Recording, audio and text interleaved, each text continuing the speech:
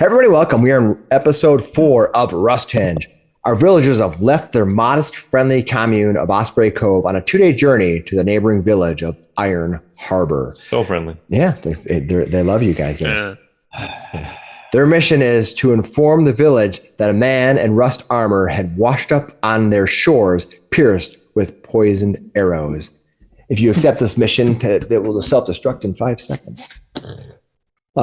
Since it has been years since anyone had visited Iron Harbor from Osprey Cove, they did not know what to expect. But I expect you all to take a moment to like and subscribe. Like that transition, like that. That was awesome. That was good. Pretty good, yeah. So I appreciate it if you do that. And also comment below if you have any suggestions or anything you'd like to see that we have not done. So let us know. We're looking at different games after this game, and who knows, we might play something else. We don't know. How's everyone doing this week? Can't complain. Yeah. Well, I mean, I can. Pretty well. I went to the Loons game today. Yeah. They had a kind of a rough game last weekend, but their goal differential was 6 goals better this weekend. Nice. Than it was last weekend. So they won? No, tied. Good progress. Wow. Yeah, it's a draw. Well, hey, that's great. It's great. All right. The loon is the Minnesota State bird. So, there you go. Next time. Next time. All right. Ready to get this game going? Yeah. All right. Oh, yeah. Here we go. On the road into Iron Harbor, our villagers dealt with a Darrow named Sidri, who fired upon their camp. After capturing her, she claimed to be looking for stolen goods. The party sent her on her way without her crossbow. They then met Senek, a sailor who had been tossed off his ship, the Salt Sharp, and was pierced by a metal hook in the leg. There's a lot of piercing going on in this. I just realized there's a whole piercing thing. Gosh, we need a doctor. We need some puncture wounds treated here. Yeah. Mm-hmm. So yeah, What's the tetanus vaccine situation? Well, make a savings throw. I'll let you know. Yeah, is tetanus poison technically? I don't know. I'm guessing it might be a disease. I think it's a disease. Disease? All right. Yeah. We'll have to just get the anti-disease elixir then. It's a fort Let's just save either test way. it on a lot of people. Yeah. Yeah, either way, it's a foot. Our villagers aided him, being Senek, if you remember back then, and he joined the party for the rest of the journey into Iron Harbor. Upon arriving, they were met by Sister Vanda, a Goromite guard, who suggested they turn back immediately. How welcoming. She was super friendly. Yeah. Not deterred, Elder Ordwe pushed to speak to the village leader, High Priest Ragnoff, after learning the man in the rusted armor was a local named Brother Blanton. Sister Vanda relented and carted Elder Ordwe into the Iron Harbor, along with Senek. The rest of you guys had to walk in. While in Iron Harbor, our villagers discovered that a new Thessalonian ship, the Swordfish, had brought a blue-eyed man named Mitramar to town with his entourage, and they had been invited to Stoneholm by Lord Ragnoff. However, days later, Captain Perios, eager to make sail, went to Stoneholm with 2 sailors and has not returned. This raises concern that Elder Ordwe might also be trapped within Stoneholm. Though you don't know yet. She just went today. And she was supposed to return tonight or tomorrow morning. First mate Janice from the ship wanted her captain back. She gave Mrs. Doris a wax mold of Stoneholm's front gate. No questions asked. Key. Yeah, that's right. She gave her a mold to the front gate. Did I say that? Yeah. All right. The village general merchant Elsie stated she had been taking care of a ram within Stoneholm, but had not been allowed in there since Mitramar arrived. There's also rumors of a haunted manor of some sort where an architect named Darrow may be staying. Finally, the villagers asked about Rusthenge. They found out it's a monument of 7 strange metal pillars on an island that is locked away except for low tide. People say they get sick when they go to Rusthenge. The last thing our villagers saw as they were leaving the docks were two flashing lights on the peninsula where Rusthenge resides. And that's where we start. So given that, you're free to move about the cabin. So just to be clear, I don't have a key. I have a mold to make a key. That's right. Yeah. Yeah, so you'll need some tools or a smithy and some time. And some hot stone or metal, preferably. I'm gonna need a smith with some discretion then. Yeah, technically speaking, you can use tools to do it as well. So, artisan's tools. I have repair tools and thieves tools. So no artisan tools. I think they cost 4 gold. I think they're 4 gold. You can look them up. She might have some. Elsie might have some here. All right, so you are leaving the docks. It is finally dark by the time you get back to shore.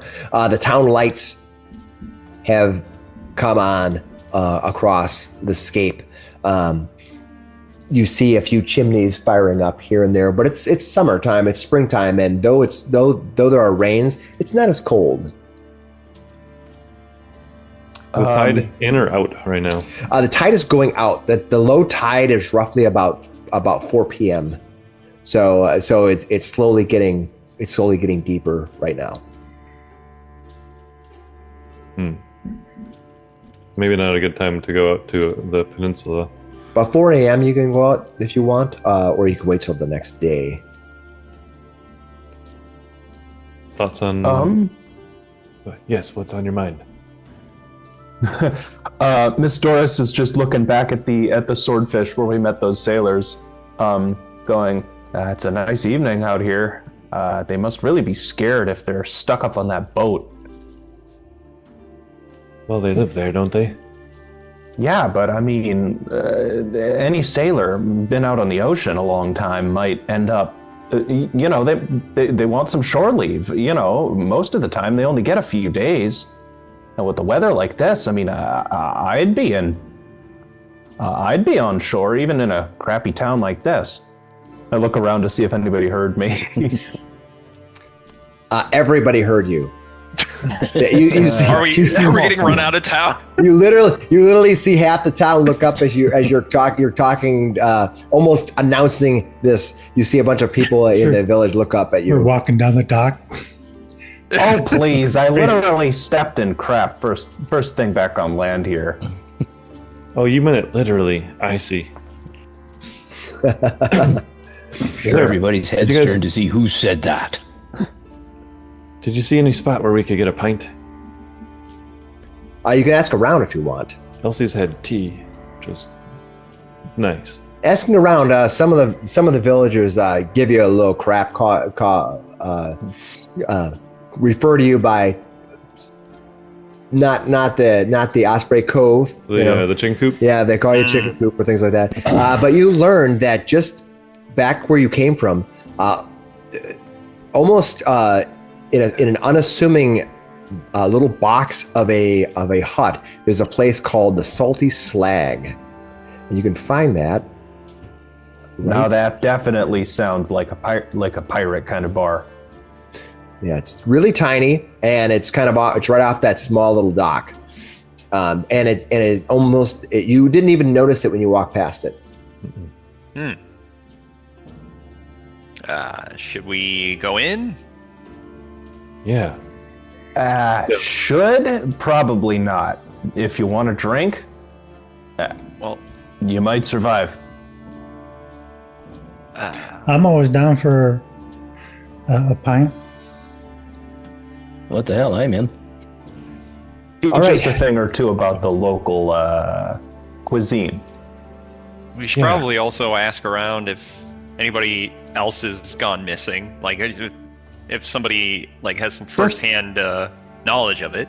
Just be careful. I think there's Goramites everywhere. Also, it might give us enough courage to go look at that spooky building where the Daryl the architect is staying. Across the way, where we saw those lights? You need some courage? It's haunted, remember? Wait, you believe that? You look at these goobers. I mean, Wow. I've seen some things, but these folks definitely seem like they think a few lightning storms in the distance and a few weird creatures would be a ghost story. Well, This one the of place? them assumed we didn't know what light was. I don't know if these people really are. If they believe in ghosts, it's probably just because they're, like you said, dumb. I was just trying to be fair. Yeah, they're pretty dumb around here. We roll up to the outside of this building. Like, is this it? As you walk past there, you see 6 armed soldiers marching 2 by 2. They're going from west to east along the road. One of them looks over at you, stops for a quick moment to look at you as you begin heading in toward the tavern, and then they carry on walking past you. How are you guys going to approach this as you go in? Give me an idea of what kind of thing you're going to do as you're walking in. Are you going in just to drink? Are you going in to doing some investigation? Just kind of planning what's going to be happening here. Does anybody have any questions they want to find out about the keep up there, or I'm the? curious to know haunted house? what people get sick by when they come back from Rusthenge over there. Maybe we can ask about that. I'm going to do some proselytizing and cause a distraction for the rest of the boys and gals to do their thing. And so I'd like to use a religion check because Caden Kalen's my god. Okay. To draw in the attention and loosen people up. Okay. Are you sure? Aren't we supposed to lay low though? They haven't heard from You want to find information. You want to check them out. Okay. I am a priest of Caden Kalen. This is me not standing out. All right.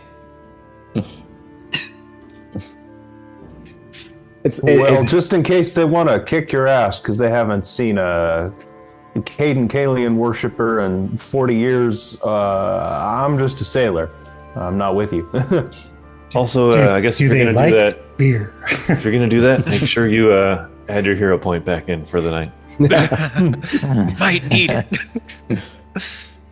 All right, you approach the door. It's an unassuming door. It looks like a door to any other home. There is a small sign that's been chiseled out of a piece of driftwood and setting on a chair out in front, just kind of like sitting on a chair out there, and it says "The Salty Slag." You can open the door and go in if you want. You push open the door and you hear the sounds of a whistle, someone playing a whistle, like a penny whistle. And there's you can hear a drum in there, perhaps a hand drum or a small drum that they're using with a stick or some sort, but it's not too loud as you walk in. You look around. There is 3 tables in here, and there is a old. Probably ex-sailor. He's wearing mostly all white garb on him, and he's running around talking to some of the sailors, and they're kind of laughing and they're talking to each other. And he kind of looks up when you walk in, and when he looks up, the rest of the people look up. Yeah, I bet. And they all kind of stare at you, and you hear the everyone stops except the drummer, who's just going like this, and then you see the whistle guy walk over and just grab the stick, and then the drummer looks back and forth like, what? Yeah, I look directly to the side at. I think I look at Miss Doris. Honestly. Miss Doris goes, Well, what are you looking at? We're not landlubbers. The keep, the barkeep looks over at you, and he grabs a couple of empty glasses, and he looks at the one empty table of the 3, and he says, "Please, Have a seat. I'll walk right in then. I'll go into the corner. Yeah. Well, still gladly. Sit down. Hey there. When you Do you have good ales here? he calls from the behind the bar, which is not too far away. You almost are within conversation range because it's so tiny, and the people are packed in. And he says, "Aye, you want something dark, something you can chew on, or you want something smooth?" Whatever you'll have. He laughs. He goes, "I'll have a big tip." Something dark and chewy, I guess. He pours it in the glass. It sounds like metal falling into a. That's no grog there. Thanks much, sir. He pours it out. He brings out 6 mugs. The suds themselves are brown. That's how dark this ale is. Good. I'll go for the smooth, thank you. He looks over at you and he goes, "Too late." He walks back. I'll just shrug. Here, I've got an extra spoon in my mess kit. There's literally mud in your eyes. When you take a sip of this, there is an instant bitter taste, like a bitter taste, followed by a momentary set of smoothness that might be a little bit of almonds that kind of smooth out the drink, followed by a long bitter aftertaste. So it's arsenic. He was like, Oh, it's like a milk stout or like a black Sounds ale like it, yeah. or the super dark IPA. "Yeah, you're like, whoa." Yeah. It hides the alcohol pretty well, though. When you drink it, there's a probably maybe a lot of weight to this, and you're drinking it down. It's the Guinness for an extra, guys. Excuse me, Talk about liquid bread. barkeep. Aye, Do you make this stuff here? aye. Oh, well, I guess I've never had any of it. I guess you never ship it out, huh? Oh no, it goes down smooth in town. Well, where do you get the rest of your stuff? I mean, surely you don't grow everything here. No, we have shipments come in all the time. What ship is yours out there? Oh, we came in on the swordfish. We haven't stepped out for a while. We were getting a little sick of being cooped up. Give me a deception roll. See how Uh, this is gonna go. Do a private to me.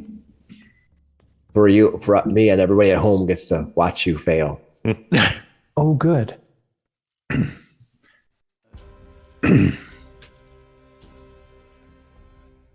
Oh gosh. There we go. There we go. All right, you. He nods. He goes, "Oh, I was wondering when the lot of you were gonna roll in here finally, sitting up there all snug in your vessel, full of coin and not spending anything here. Elsie said none of you have been there either." I just worried about our captain. We haven't seen him in a few days. Ran up to that keep. Aye, Stone Keep. Don't know what we're gonna do. Stonehome is a temple of Gorham here, just down the road to the east, as you know. Oh yeah. The priest there is governor of village. We've shut the place. They shut the place up since they've taken in those Thessalonian visitors. They haven't let anyone into worship since, so I'm not surprised. Do you worship there? I used to. They're a temple to Gorham. Also, it's good business to show up on service day. You said not anymore. Was that since they got those Thessalonian guys? Well, wouldn't you know? You're from the ship. We're not Those are super guests. high up in the crew, right? Yeah, we're just kind of Oh, yeah, no, this is my actually just second voyage with this captain. I don't know. I don't speak Mwangi, so I don't know too much about Who what they're speaks going on Mwangi about. around here? What? I'll say What? I'll say something like some of us do in Mwangi. Back at him. He But, looks. but I'll say but the Thessalonians were just our guests. We don't talk to them very much. Did you say all that in Mwangi? No, I just say A phrase? I say some of us do in Mwangi. But then I'll flip back to He looks and goes, "Was that Mwangi?" yeah. You got we're everywhere. Like the Discover card. I don't know what that means. Did you hear anything? Did you hear anything about like what they're doing up there? I'm tired of this. No, and I'd like him to settle that, get that settled out because, well, the Goromites will occasionally come down here for an ale or two. When they do, they certainly have themselves they spend some of their coin here for sure. I mean, are they get too rowdy? What do you mean? Oh no, not the Goromites. They're very, very strict. Okay. Well, that's why you gotta cut loose with Kate and Kalen every once in a while. Who? Kate and Kalen? Is he on your ship? He's everywhere you want to be. No. Oh yes, Kate and Kalen. Yes, the drinking god. Yeah. Yes. We don't get much in here. If you're looking for a drinking god in this town, you're looking at him. Well, then we'll get along just fine. I'm Donahue, by the way. Governor. Donahue McGovern. And no, I have no government ability.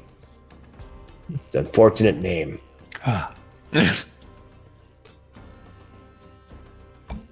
How much you want for these this mug? Or what did you poured like a pitcher?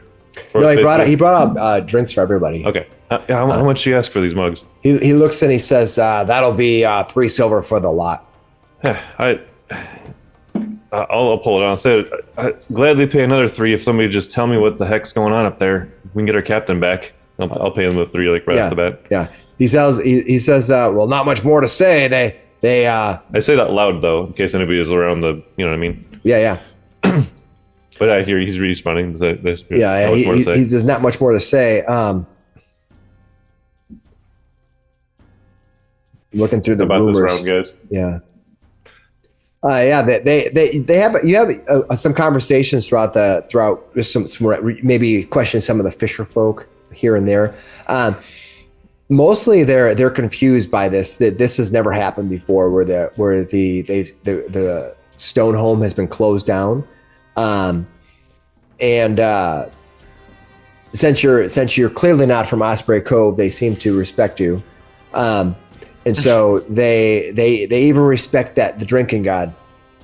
Oh, how could you not? you get some friends. Yeah, he's a pretty easy to market cause. Well, I mean, this is an austere village. You know, they pray to the god of iron. They have a very strict regimen most of the time here. In fact, so they don't really. They're pretty much almost monotheistic here in. So to follow the drinking god here would be positioning yourself as kind of like they're just the lazy hippies over there. They just want to Kind of like, party yeah. and Yeah, that's exactly right. So they don't. They clearly know the game gods, but they're not in the top of their brain. They're almost like, who? Oh, right, yeah. And they get people in from the boats that come in, but clearly not anyone recent who was a follower of Caden. So you spend some time here drinking, and it's getting late. And for the rest of you who have spent wee hours in the evening drinking, it doesn't seem that late. But for them, everyone begins leaving pretty pretty early, just about half hour, 45 minutes after dark. They drink their last drinks and they head out. Looks like this town is party town, huh? No, this town has a regimen, and the people who follow it have strict daily routines that they follow. And the three of you with your backs to the group don't even almost notice that everyone else is kind of left, leaving you to be the last six in the place. And Donahue, salty. This is called the Salty Slag. Thank you. And Donahue walks over and he says, "Well, he kind of starts picking up the rest of your drinks. He goes, "You're finished with that? We'll be closing up then." All right. Thank you. My jaws are a little tired from chewing on that beer, but it was all right. Come back tomorrow. We'll get you another one. Perfect. Hey, we were walking here and we saw something across the bay. I saw a couple of lights. You know what that is? I didn't see a ship coming in. It didn't look like lanterns.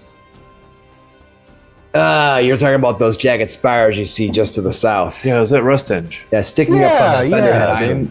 They normally glow like that.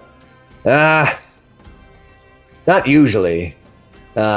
We don't really go there. Some folks say that they have some weird lights flashing up there lately over the past few nights, but I haven't seen them myself. I don't know. People say you get sick there. That's what we heard on the docks. Yeah, what's up with that?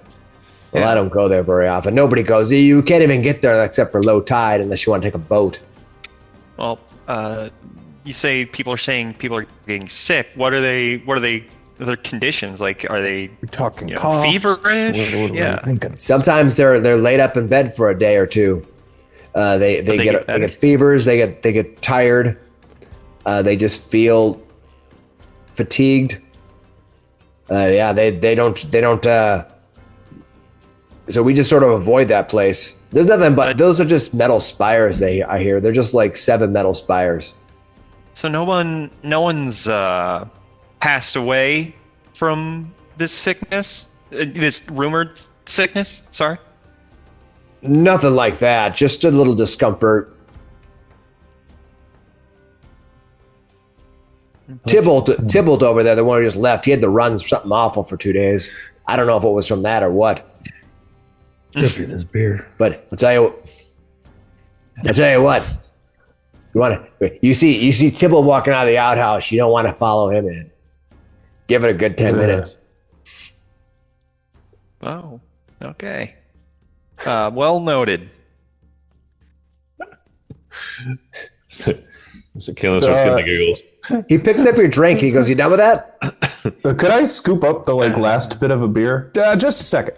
Yeah. I'm gonna run out and find that Tybalt guy. He's leaving the outhouse, right? Sure. You walk out there and you see. I'm gonna get up and go run to the guy. He's probably drunk as heck, right? Yeah. Are you gonna knock on the door? What are you doing? Did the bartender said he saw him leaving the outhouse?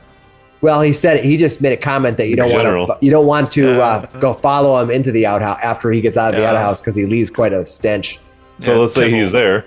That's what Alan was just. Sure, like. if you want, he could be in the outhouse as you walk out there. You see him. He's walking in. You see the back of him, and is he hurrying closed with a rather Nope, he's just tight. Nope, he's just walking in with a magazine. Miss Doris will go, hey you the guy who saw the lights by the spires? You that guy who It's shits called all the time? Rusthenge. Call it by its name. Wait, who are you? Well, I had my friend and I have a bet that that you saw a ghost up by the Rusthenge. Then you hear a series of interrupting plops. He goes, "What?" That's my new band, Interrupting Plops. You wanted it. Miss Doris just goes, well, did you or did you not see a ghost? Come on, it's for like 5 gold. Didn't see any ghosts. All right. Saw Good some enough, lights. then. Saw some lights. Hey, you want to run in and you want to go tell Donahue he's a little short on some trees in here? Yeah, you know what? All right, man. That's fair. Sorry to bother you. No problem. I'll return to the bar and I'll alert the bartender that there's running out of shit tickets in the outhouse outside. Now we need a warning sign on our show. Yeah. So, all right. Well, he didn't give us any 5 more straight minutes information. of scatological humor. Yeah. Oh God. Shake that Oh, off. well, I thought, some sailors like to tell stories, but I guess I caught him at a bad time. Yes. You think? Yeah, was that a good conversation? Did you learn a lot, Doris? I just think that the folks in that stone house over there aren't going to give us any of the truth of what's going on in this town, and it's going to be regular folks like that poor old dude that are going to have a better idea of what's going on here. Well, The Wait. kind of rumors you get from listening in at the chow line or the outhouse. what do you guys think about? He looks up at Tug.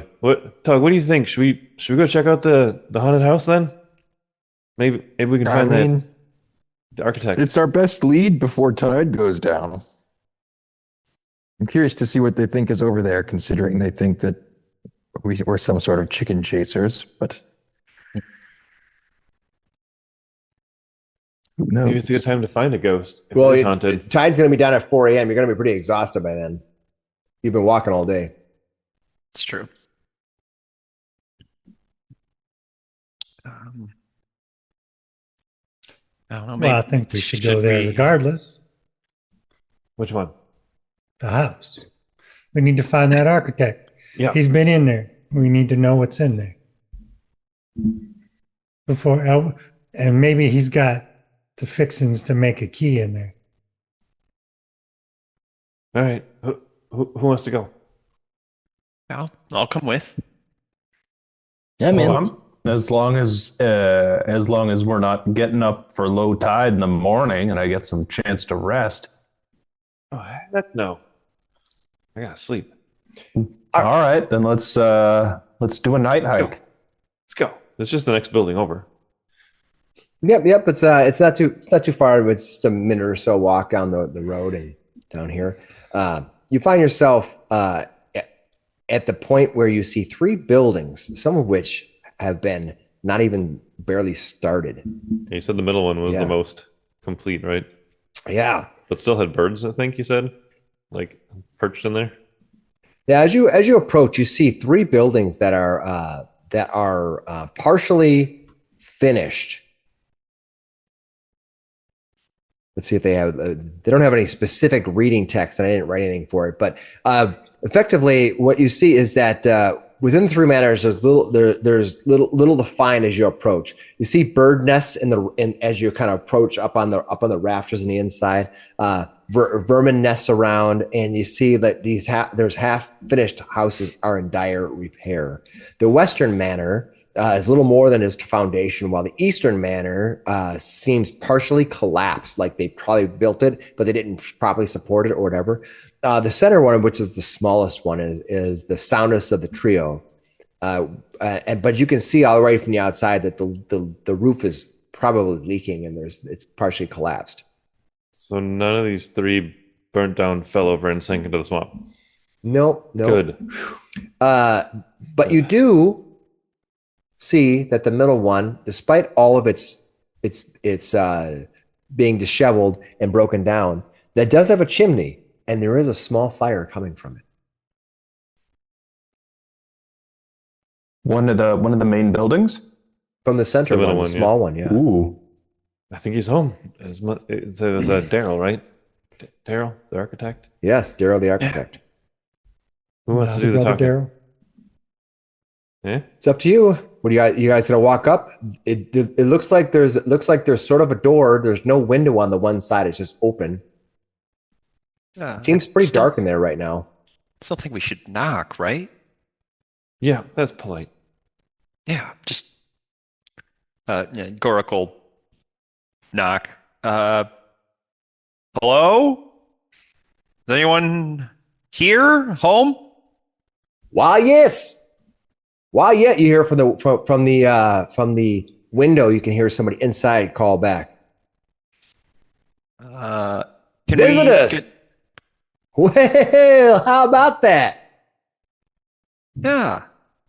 The Can door we rattles come a in? little bit, and then you hear it kind of pull, and the handle pulls. The handle pulls. All of a sudden, you hear this whoa as the stuck door gives way from the swelling.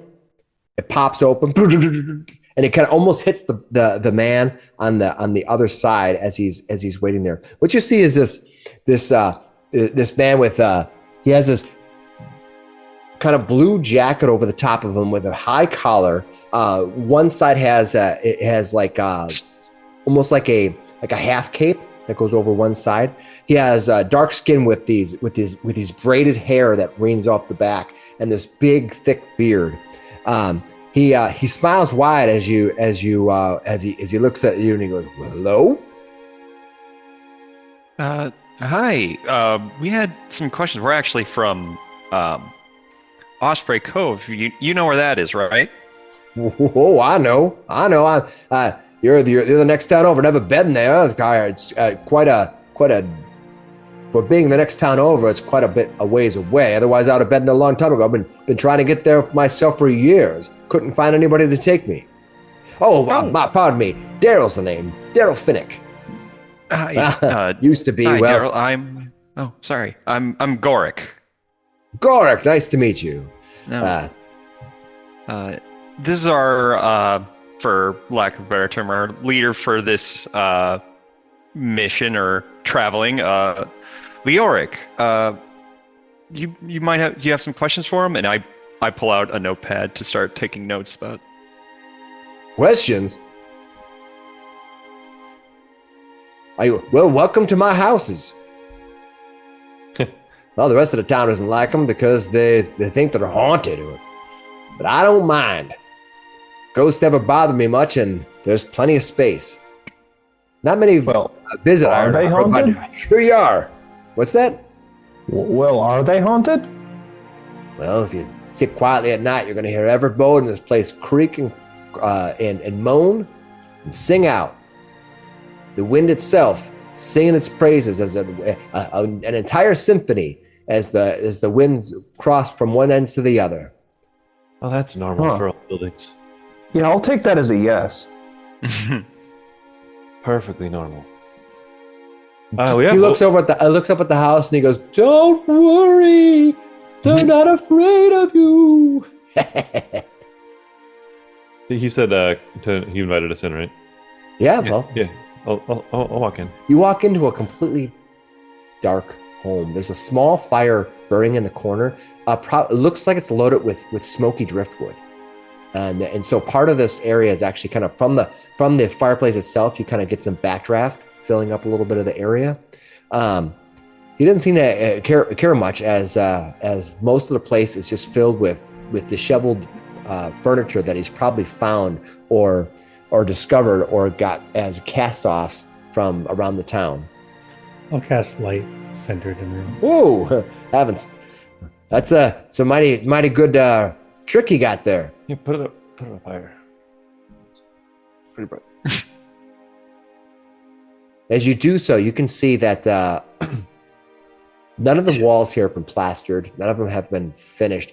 They are effectively studded out in braces, and you see some of the lat plaster boarding in between has been stuck in there with a little bit of almost like paste or something that was mashed in between the boards that they probably used for insulation, but most of it's worn away. You think that animals might take it for for nests or whatever. Yeah, you see big gaps. You see big openings on the side of the. You can clearly see the moon kind of casting through light through one part of the building. Well, we heard you were the architect of these places, but it looks like you ran out of budget. What happened to the owners? Well, you see, we had the owners that they came here. This was called the Chekakoth Project. You see, these three aristocrats came from Magnamar, and they took me with me to build this home away from home, this distant paradise. But then they had money troubles of some sort, and they took off, and I guess they didn't want to pay me because they took off in the middle of the night and left me here. I've been here ever since, years now. Been trying to work my way to get ship passage somewhere. I heard rumor of this Osprey Cove once. I thought maybe it sounded like a nice place, but 2 days travel along a dangerous road. I'm an architect, not an adventurer. Well, it is a nice place, and honestly, if all goes well, we'll be headed back. Well, I've always wanted to visit, you see. Probably more to my liking than this place, from what I've heard. Iron Harbor's got a tough name and tougher people, as you can tell. It's not really for me. I tried being tough and failed. I'd rather just fish and make art. They've got a way here. I can see that. Yeah.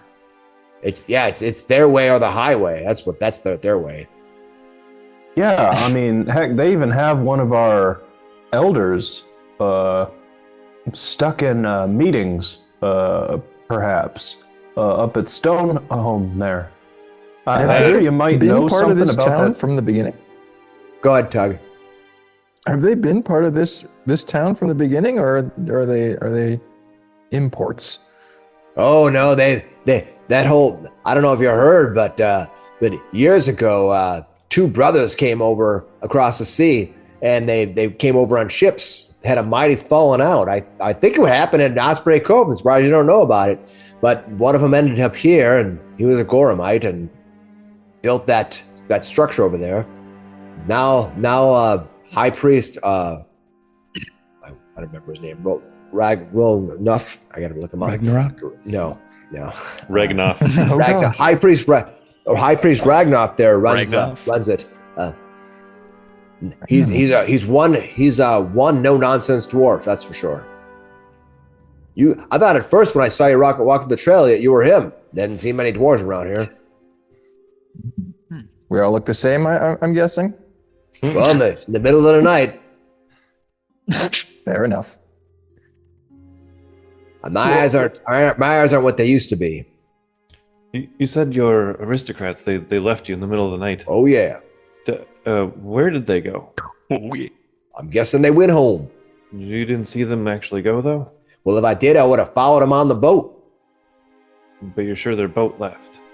Well, it wasn't here in the morning. I only ask because the rumors are that they've just locked up the storm home lately, and nobody's really coming or going. In fact, that ship out there, their captain went up there, their guests went up there, and they haven't been seen since. I don't know anything about that. I can tell you that Stonehome's old for sure.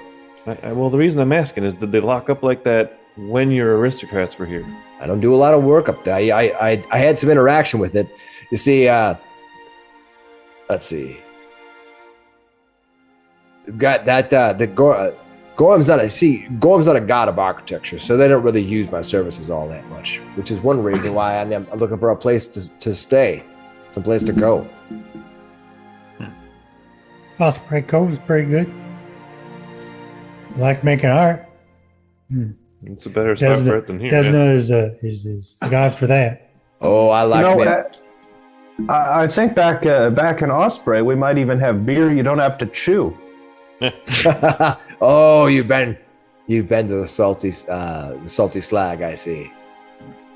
When I can rummage across a couple copper, he usually throw me a half a pint. It's better than nothing. You can see that the clothes he's wearing has probably been the clothes he's been wearing for some time. With the light on now, you can see that what looked to be at first Regal Noble Guard is really just the shredded remnants of what was once Regal Noble Guard. Now, I don't want to be rude, but I'm just So don't. okay. All right. I'm gonna be rude. Thanks for the warning. Now, you were an architect and you clearly did a lot of work. Why are you in this?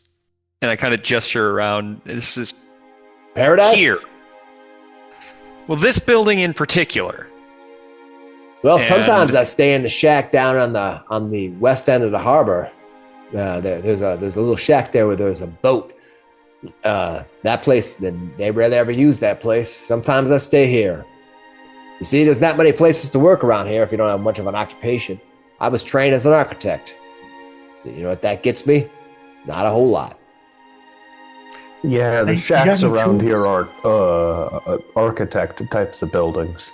Well, they know how to design them. They just don't know how to build them. Tools. Well, all I got is what if I would have had tools, I would have sold them a long time ago to get myself off this little peninsula of a land here. I'm all tired of this project. This check across project is not done right by me one bit. Look, could you maybe help us? We have this mold, and then you're more than welcome to to come with us, and we'll help you get back to Osprey Cove, and maybe you can make a new living there if you help us with this. Ms. Doris, do you have that mold? We Yeah. pay for your time, of course. Yeah, Well- yeah. We would pay you as well. Mold for what? He looks metal? at it. He says it looks like a key. It is. Yeah, it's a wrought iron kind of project. I assume you've done some of the railings around here? I just write up plans and draw documents. I don't really craft anything or. Well, I assume you'd at least know the blacksmith?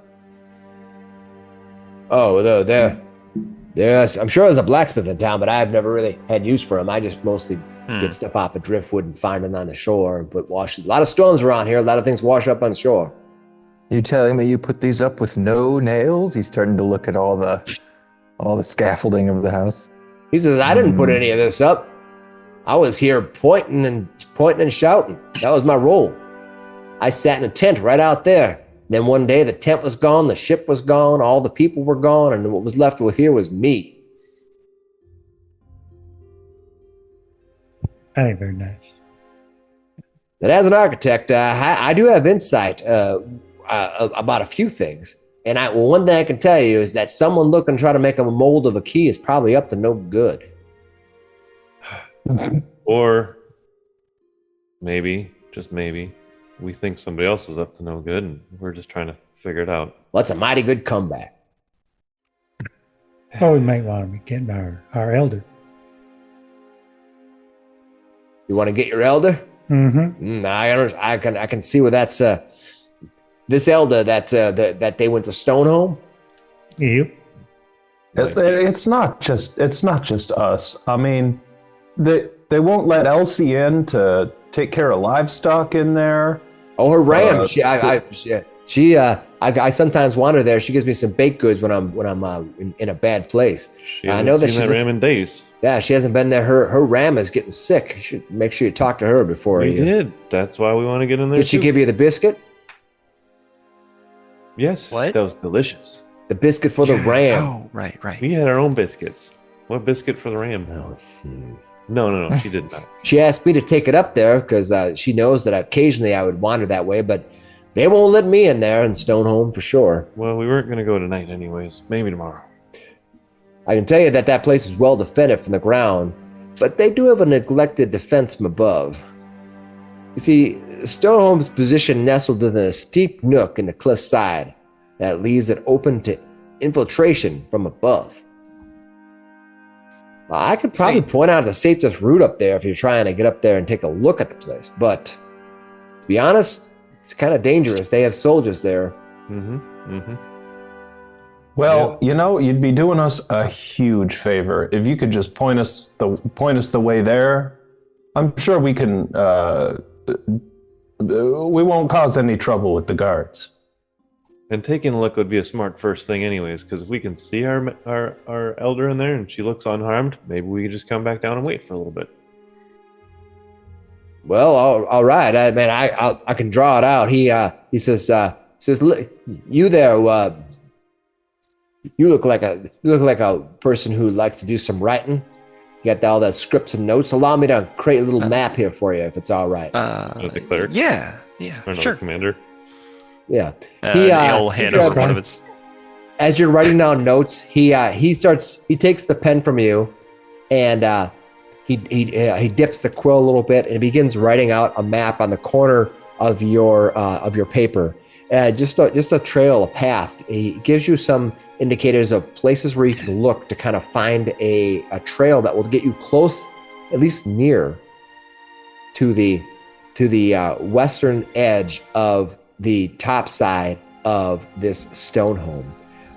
He's noticed this before, and he's been up there before. He says, I can't guarantee you'll be safe especially this time of night. I don't know what creatures are out there. There are drakes out there sometimes. You got to be careful. We saw a drake on our way in, actually.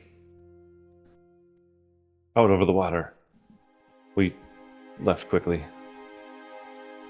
Have there always been drakes around Iron Harbor here? Well, it's not really around Iron Harbor too much. But if you get up in the hillsides, they don't usually come in near town. But I know up in the hillside, some of the rams have been taken. Ugh, that's why I don't go up those things. I'm safer on a ship. No mountain drakes there. That's for sure. Just the krakens. Yeah, krakens I can handle. No. Mountain drakes, they fly. Krakens, you know where they're gonna be. Yeah. The ocean. I'm just thinking of Star Wars where you see the kraken. Oh, they fly now. All right. I'll give him a silver for his help for drawing us the map. Well, that's mighty neighborly of you. Maybe I'll get you a pint and a meal. That, and I'd like to get back. Actually, I'd like to get back home to where your home is. Well, we'll take you back when we go back. Well, you certainly made my day. If there's anything else I can help you with. Do you guys have any other questions for him? No. I'll let you know that the person who wrote this invention made me very helpful. You have any Vorpal swords?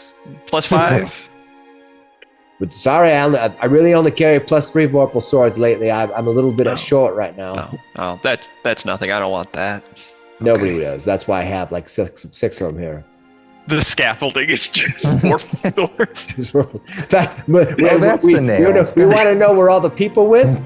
They went upstairs and fell into the pile of Vorpal Snicker swords. snack. And they were running. The whole town was running around like headless chickens. They call us the chicken coop. Yeah, that's right. Do you know anything about that Rusthenge out there? He kind of looks out he kind of steps past you and kind of leans his head out. You kind of see him kind of like pass through another open window. There's no glass running on the window. It's just a frame. When he does so, you see a bat flies up from underneath the backside and takes off into the night to go find a meal. Says, well, I've always said Rusthenge is cursed, but I think it's just old and useless. No one needs an old metal monument of twisted, rusted metal. I know. I'm a lot like that Rusthenge, I feel. Instead of saying there's a bunch of junk on an island, they say it's cursed, just like this house is haunted. Ooh. We did see some lights, though, blinking out there. Well, I mean, clearly we can do those ourselves, but did you ever see those? I was going to say, you have plenty of lights right here. Did you ever see those, though? I thought maybe I saw one or two, but Are who people knows? getting sick? I don't go out there. Did they kind of look like that one, though? Pointing at the one just hanging in the middle of the room. That's a light. That's a light. I'm going to say yeah. Use your So not architect like skill. not like a torch. Use your architect skill. What kinds of lights would they have been? A 6/17 pennyweight light. That's not a real thing, son. Which differs from this one? Oh, light's a light. Hi. But was it like a torch, or was it glowing like that? Was it steady? Or like those bugs when I their would- butts glow? I've seen some of both. I think I saw some torches out there. Yeah, I don't really pay much attention. That place is What I saw- not for me. What I saw earlier this evening was like they were quick.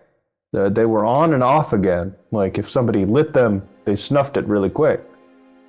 Maybe a lantern with a hood, maybe a spell. Maybe one person lighting a torch it was- and another person going, "What are you doing, you idiot? Put that But away." it was fast. It's possible. But there were two of them. 2 lights? Oh, yeah, that's right. Never in the space and span of time had there been 2 lights together. I'm just joking. I wonder if tomorrow there's going to be two townsfolk here who get mysteriously ill. That could be. That could be. He looks over at you. He looks over at Brock and he goes, thing about people is they like to find patterns of things. Like they look at stuff and they try to connect to completely irrelevant happenings. It gives you something to do. Yeah. I really need to get out of this town, though. Well, when we leave, we'll take you with us. Well, thank you very much. I hope you find your friend up at Stoneholm there. I know the front gate has a big wall with a bunch of barbs across the top, so climbing it would be difficult. So, you've been in there? Oh yeah, well I've been in the front. I've been in through the entrance. Just past the entrance, there's a little place where they have livestock. There's a big front opening, and just past there is a like a foyer of sorts, and they have a grill up on top that you can look they can look down at you from the ceiling, and there are holes on each side where they can shoot arrows at you from inside the court. Yeah, good old murder hole. Are there That was armed my wife. guards? Like there. No, you said they'll shoot out of those holes. Would they actually shoot at us? If are there armed guards in there? Oh, they're armed, man. Will they shoot at you? It kind of depends on how they are greeting you. They never shot at me. Then again, you're from Osprey Cove. Can't say much how that works. I hear they call you Chicken Coop. You have a lot of chicken coops there? Honestly, No. I don't think we do. There's some. We have a normal amount. The farmer, he has chicken coops because he keeps chickens, but there's many other professions. You'd probably be more likely to find work there than you would here. Probably not. Not a lot of architecting happening in these little nowhere places. But I hear that they're friendlier there. Maybe I can work on the farm or something. I can tell you they're friendlier there, that's for sure. Yeah, you're a bit biased. It's all right. I know. That's how that goes. But I'll take it. All right, we'll find you before we head back. Yeah. Oh, you can just stay here if you want. I got nothing going on. Does this look like it has more space than than Elsie's? It has more space in all directions. Yeah. There so are I thought- windows in all directions, openings. If it rains, you're going to feel it.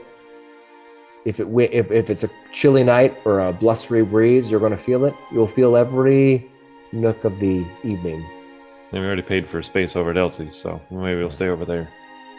Well, Thanks, though. Suit yourself then.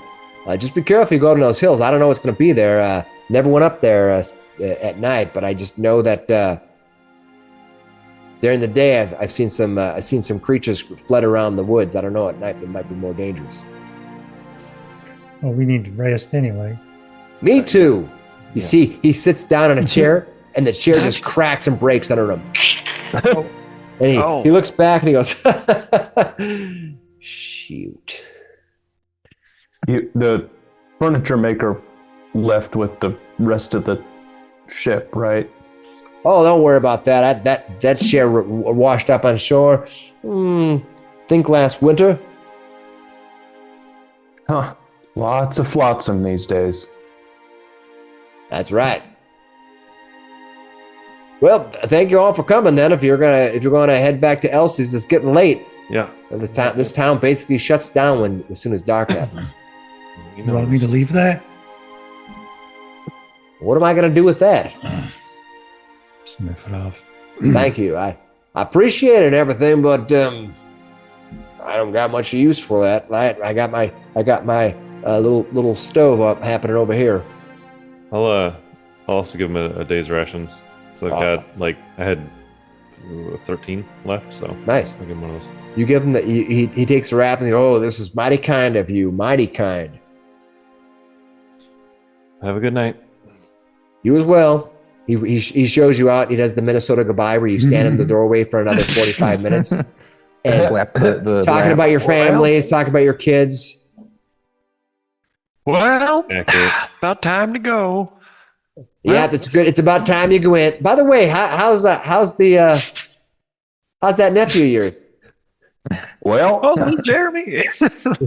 He just got a girlfriend. If you're not from Minnesota, you might not realize it's impossible to leave a house here. All right. There's some theories that the Irish goodbye came about as a result of how much time is spent on the Minnesota goodbye. Sometimes. I'm Irish. You get the hell out of my house. Hell out of here. all that it takes is for one person to start walking. So Miss Doris starts walking. All right. You head back. I'm taking it you're going to Elsie's unless you're some other reason. Yeah, we gotta get rest. All right. Yeah. You go back in Elsie's. She opens the door. You can tell she's already been sleeping, or at least was in bed of some sort. She comes out in her night clothes, and she's happy to see you. She lets you in and she shows you back to the spot. She says, "Well, if you're all gonna head up to Stonehome and look for your friend."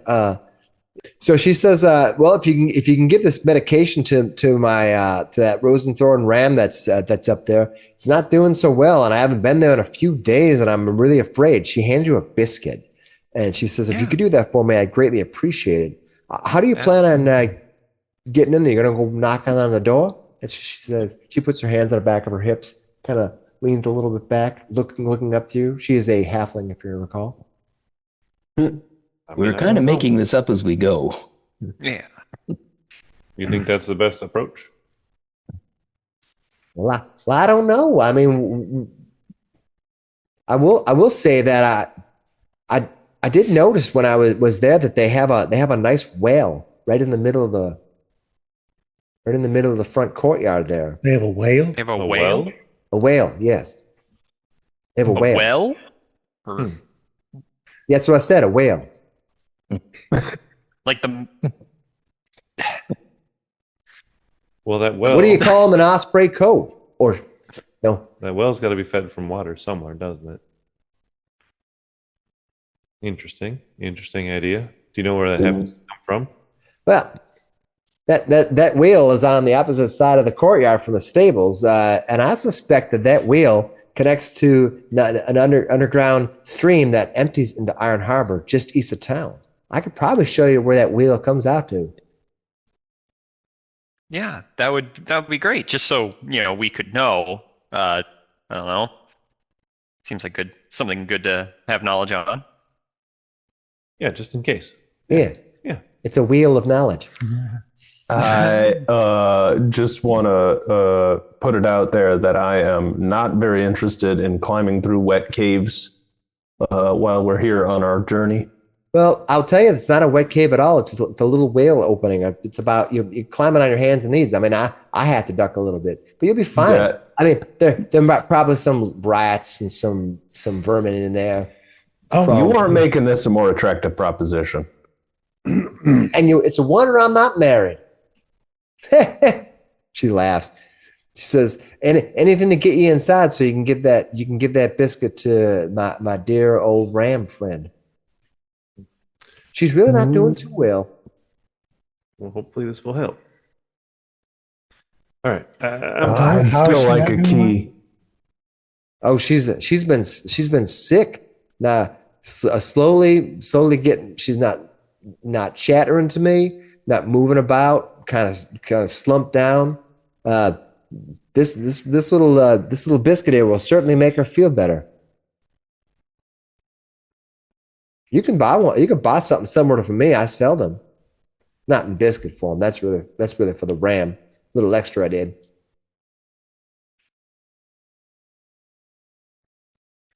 Well, you got what do you got for sale here again? A little All bit of kinds this, stuff? a little bit of this, a little bit of that. You know, depends on what you're looking for and what I can find. Oh, some artisan's tools. Yeah, artisan's tools. Yeah, I'm looking for something kind of busted up my shield. Looking for something to kind of fix it. It's a small amount of metalworking. Nothing like a whole forge worth, but just a small amount, right? Yeah. Yeah, there ain't much metal on here, Shane. Yeah. Well, I might be able to find something like that if it's worth it to you. Let me take a look. She goes off, and you hear nothing for a minute. Then you hear a crash. Then you hear something rolling, followed by a happy little tune that's suddenly interrupted by a door slamming, and then a few subtle, Forward. probably expletives here or Is she there. looking for something or making it from scratch back there? I don't know. Yeah. She's hunting quite a bit for something. Finally, she's you like, okay? "Oh, just exactly what I thought it was." It's always in the last place you look. Ain't that right? All right. She walks back, and she Well, if it was the first place you looked, that would be the last place you looked. Now you're getting it. all right, let me tell you where you need to get. She brings you out a set of artisan tools, and she says, okay, these might be what you're looking for. They're kind of for working in metal, but it's in very small form. Well, I think I can make that work. Thank you much. That'll be 4 gold. I can chip in a little. Does anybody else I'll- want to chip in a little? I can chip in a little, I I can think. chip in. I think I have a gold. I've got a piece of gold as well. I got Tug one. opens his coin purse and a fly comes out of it. I throw in a gold. You go. Miss Doris will throw in a gold. Perfect.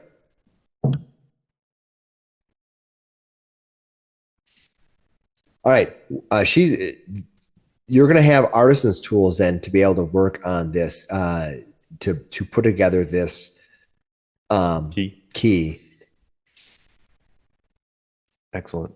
And in the part where you hold the key, we can use the strange green metal fragment. It's going to take you about an hour's of work, and you're going to have to spend half the gold on getting supplies. So you're going to have to spend the 2 gold, and then then somebody has to give me a crafting check. We're going to see how this goes. I can do. So I take it you're going to crafting. spend those 2. You have 2 of that gold. How's your crafting roll? Mine's at a +3. My craft. You can always go out to the group area and take a look at all the skills under the Party?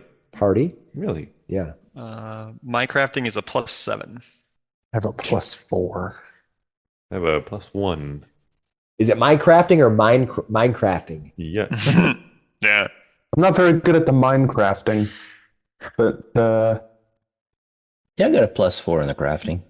Gorik's got a +7 on crafting, huh? All right. Mm-hmm. Do it. All right, it's getting late, but you managed to use the artisan tools and some of the rough metals that you purchased along with your 4 gold, and are able to fill the mold up and wait for it to cool. Let's crack that mold open and see what's there. Give me a private art. Yeah, give me a public one. It's 15 is what you need. Okay. Let's see. Nice. Nice. All right. You pull the key from the wax. You look at it, looks pretty good. It's kind of only formed on one side. The other side's kind of just flat, but the key Matches what was in the mold. It looks like it might be good. That looks like that's the key to the front gate. Looks like you have 3 ways in which you can possibly get into this place. There's a front gate. Or get out. there is an entrance that will approach from the hillside, although Daryl didn't promise it being anything more than just observe, right? Observation. You might be able to climb in there or crawl down into the stone home. And then there is this weird well thing that has that you could climb in. Both escape out. They all seem to have their level of danger. The hillsides might have some breaks or some other animals that Daryl might have saw. Elsie has jokingly said there might be rats or other vermin in there, and the front gate might just have soldiers that can shoot you through the murder holes. Yeah. Although the murder holes are inside of the walls themselves can't have people up on top, and they're spiked. Okay, so it has been you've returned back. You've kind of talked to this LC. You've talked to Daryl. You talked to his deity, probably. Yeah, well, he talked to his deity for sure. Do we get sleep? Yeah.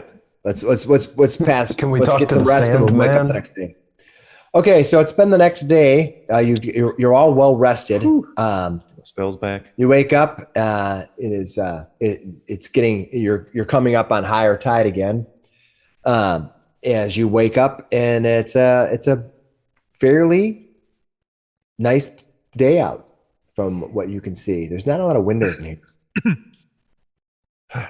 Well, where do you guys want to go? Do we want to do Route 1, Route 2, or Route 3?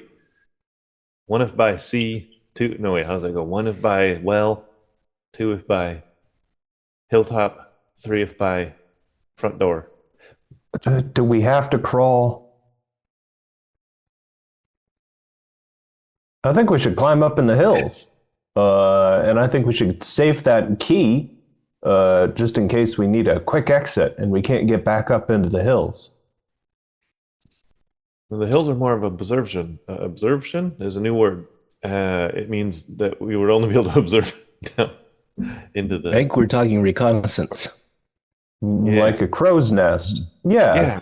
Well, let's go up there and take a look first anyways. It's just a hike, though. Remember when he winks?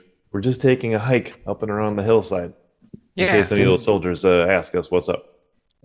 Just taking a hike. Yeah. I don't think they're gonna buy that from us. They know we're from Chicken Coop, and I just want to explore the area a little, get to know the place.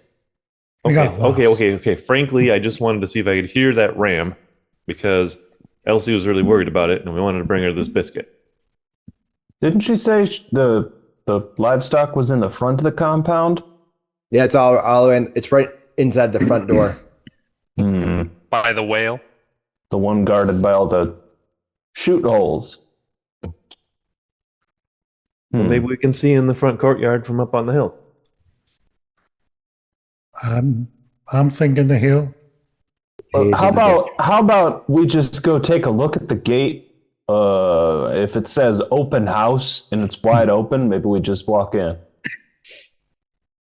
Or whatever's the least suspicious. We're supposed to not be suspicious.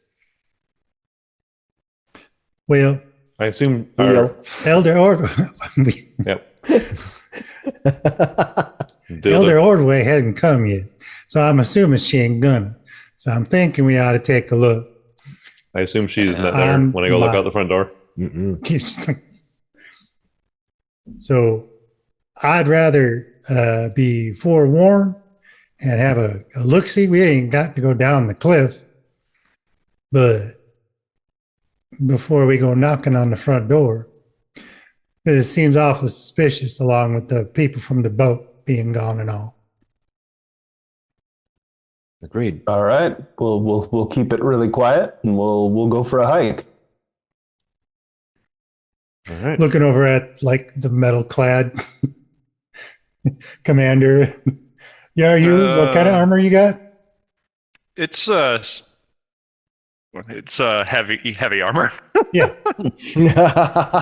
He's like clang, clang. Yeah, I don't know how quiet we're going to be, but I don't know what you're trying to imply. you'll just stay towards the back. Yeah. All right, I got to see where they have the entrance to this labeled for getting into. Because I ain't very sneaky neither. I can go take a look. If you all promise to be quiet. I can do quiet. Well, when we I can get be pretty close, quiet. you three go take your 4. I don't know how stealthy Tug is, but you don't look all that stealthy. Not the stealthiest, no. Hey, he's at least low profile. That helps for something. Well, sure. Maybe me, Leo, and Doris could go. Yep. Mrs. Doris. Yep, you'll go take a look when we get a little closer. Okay, so you guys are going to travel up the hillside. Mm-hmm. Perfect.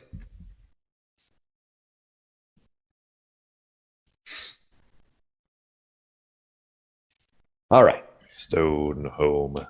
You travel up the hillside during the day. It is a rolling hills, and it's easy to get lost in the clumps of trees and different hills that go up and down.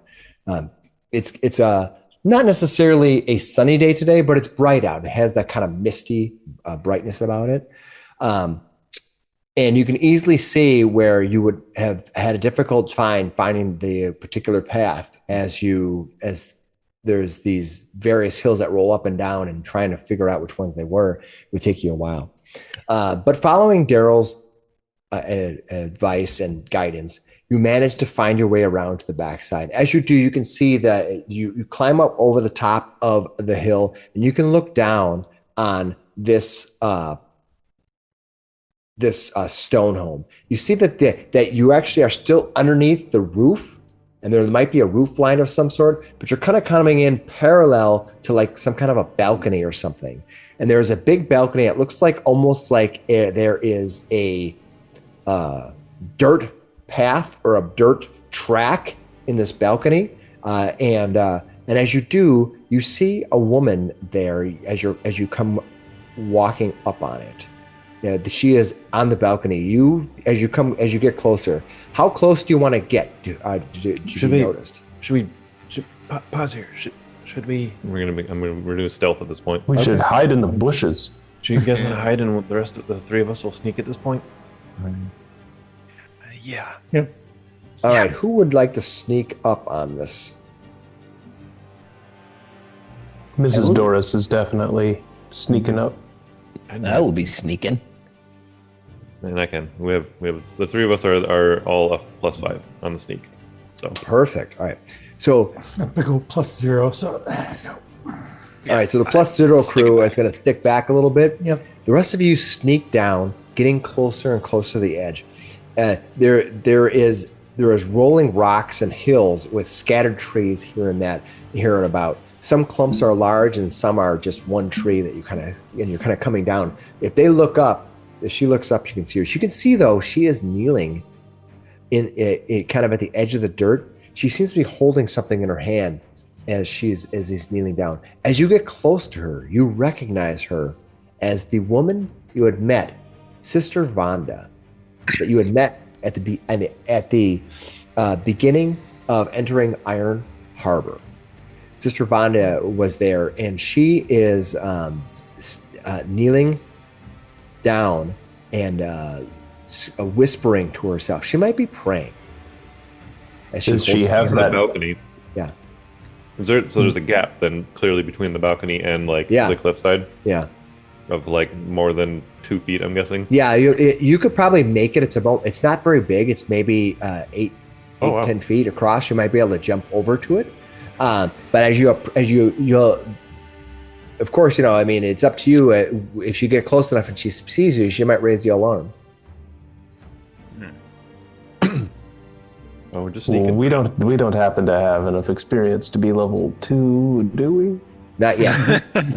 Okay, dang it. I'm gonna put this rope back in my backpack for a later opportunity then. Well, I'm gonna. Does she have that big old sword on her? She does, and she's well armored. I'll bring a picture of her to remind you of what she looks like.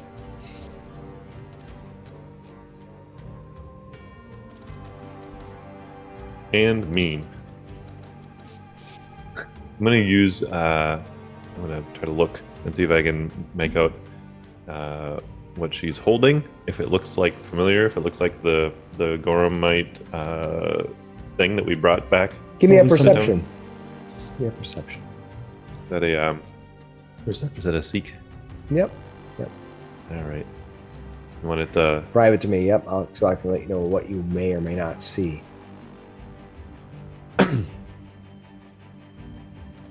All right. She has something in her hand, but it's probably covered. Whatever she is, she's holding it, and you're still a little bit away. You're still 40 something feet away from her, and across a little area.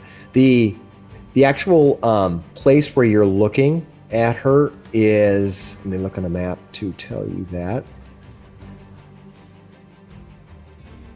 When you look at it, you see that this balcony is about 15 feet wide and maybe 45 feet across. There's about a 10-foot gap between the edge of the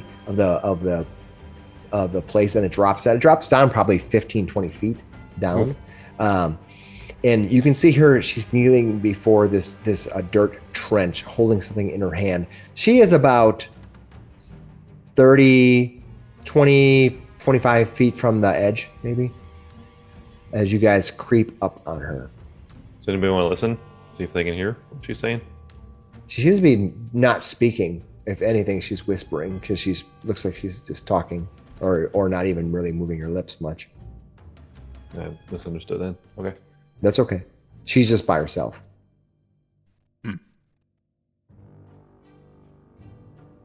Are you guys seeing that? Yeah. Can we just wait? I guess.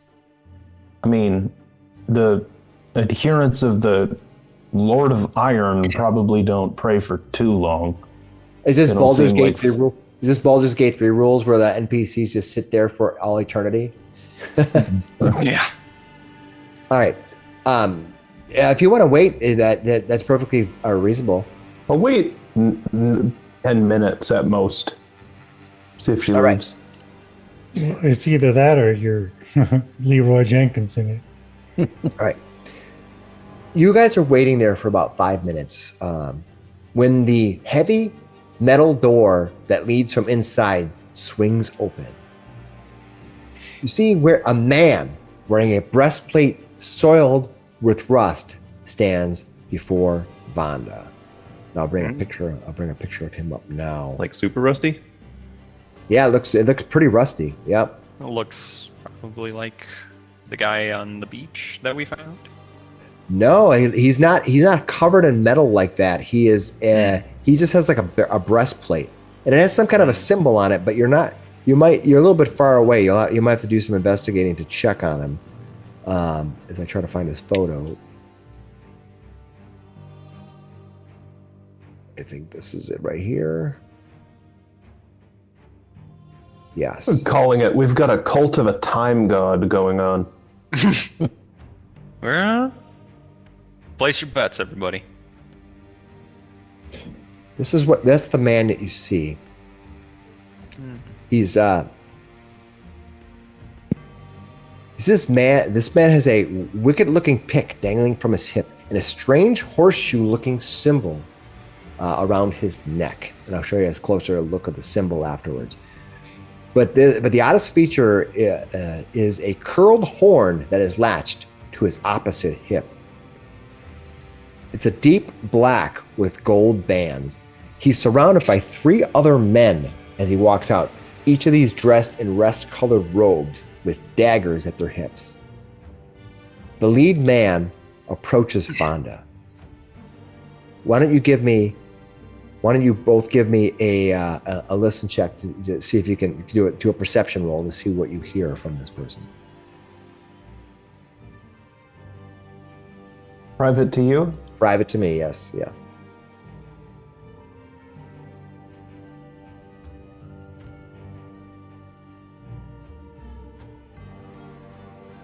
I always forget private versus blind. I think I went blind, right? Yeah, Blind is so we fine. can't see it. Yeah. Yeah. There you go. Okay. All right. As you're leaning in, listening, you hear the man is not speaking. He's not shouting, but the wind is in your favor. It's blowing in your general direction, and it carries his words. He approaches Vonda. As Vonda turns around, one thing you'll notice is what she has in her hands. You see that she stuffs it under her armor before she turns around. She turns around and fixes her outfit.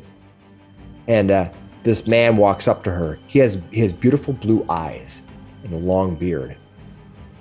He says, "Ah, my purist, our guest has revealed that there are others in Iron Harbor, visitors. I am displeased you did not speak of them when you arrived. My purist, you do understand how sensitive our endeavors are here." That's how he starts. You see Vonda inhale sharply as the man reaches out and caresses her face. She tries to hide her flinch. Of course, Master Maitromar. But they are of no concern. I sent them on their way. They returned to their village. Osprey Cove is of no concern to us now. This man she refers to as Maitromar, snaps back. I will determine what is of concern, my purist. Have I not been generous in keeping you pure? Do I not deserve your utmost loyalty? He pulls her face to his as he stares deep into her eyes. Hasn't Lord Ragnar earned your dedication? I do not want any words getting back to Osprey Cove before the invasion. I like to see the look of surprise on their faces when they die. You see Vonda do her best to squirm away just a little bit. My apologies, Master Maitromar. I should have told you, but they have left the village, so I had mistakenly believed it would have been an unnecessary distraction to pull you from your most important task. Maitromar, or Master Maitromar as Vonda referred to him, pulls back, releasing her face. Well, your heart was in the right place. I have left Azomi in charge. Speak with him at once. Be cautious, envy can lead to anger. Do not disturb me until my mission is complete. Soon the first chain will be broken. Come, time and my patience are passing quickly. We must raise the defenses and let it begin. Yes, Master Maitromar. She follows as he walks in with his 3 followers. You hear her close the door and a clink of a lock as the door is locked tight. So all of them are inside now, off the Yes. balcony? Nah, they're on Including a Vonda? balcony. There looks to be on that balcony like a ladder that leads to the roof, but there is a balcony. What the heck? We're planning to attack Osprey Cove? I don't That's- like that. That's not good. What? Why would they do this? I don't understand. They think we're chickens. I don't know, but did you hear all that purist stuff? Vonda doesn't have any rust on her armor, but those 4 did. That is correct. Are they protecting her from something? What do they have? Do they have what that guy had? I don't know if I want to touch that guy if it comes down to it. Yeah, he had rust on his armor. His whole breastplate was covered in it. But Master Matramar's was as well, just less so. Matramar has his front breastplate was all covered in rust. Yep, it was. Why would they let their gear get all rusty like that? That's not taking care of themselves or their equipment. What the heck?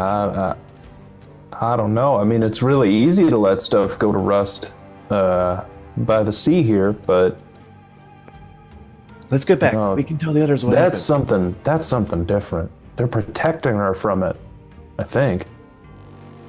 That is the symbol that you saw on his breastplate. Let's get back to the others, and then let's tell them what happened, and then let's describe the symbol.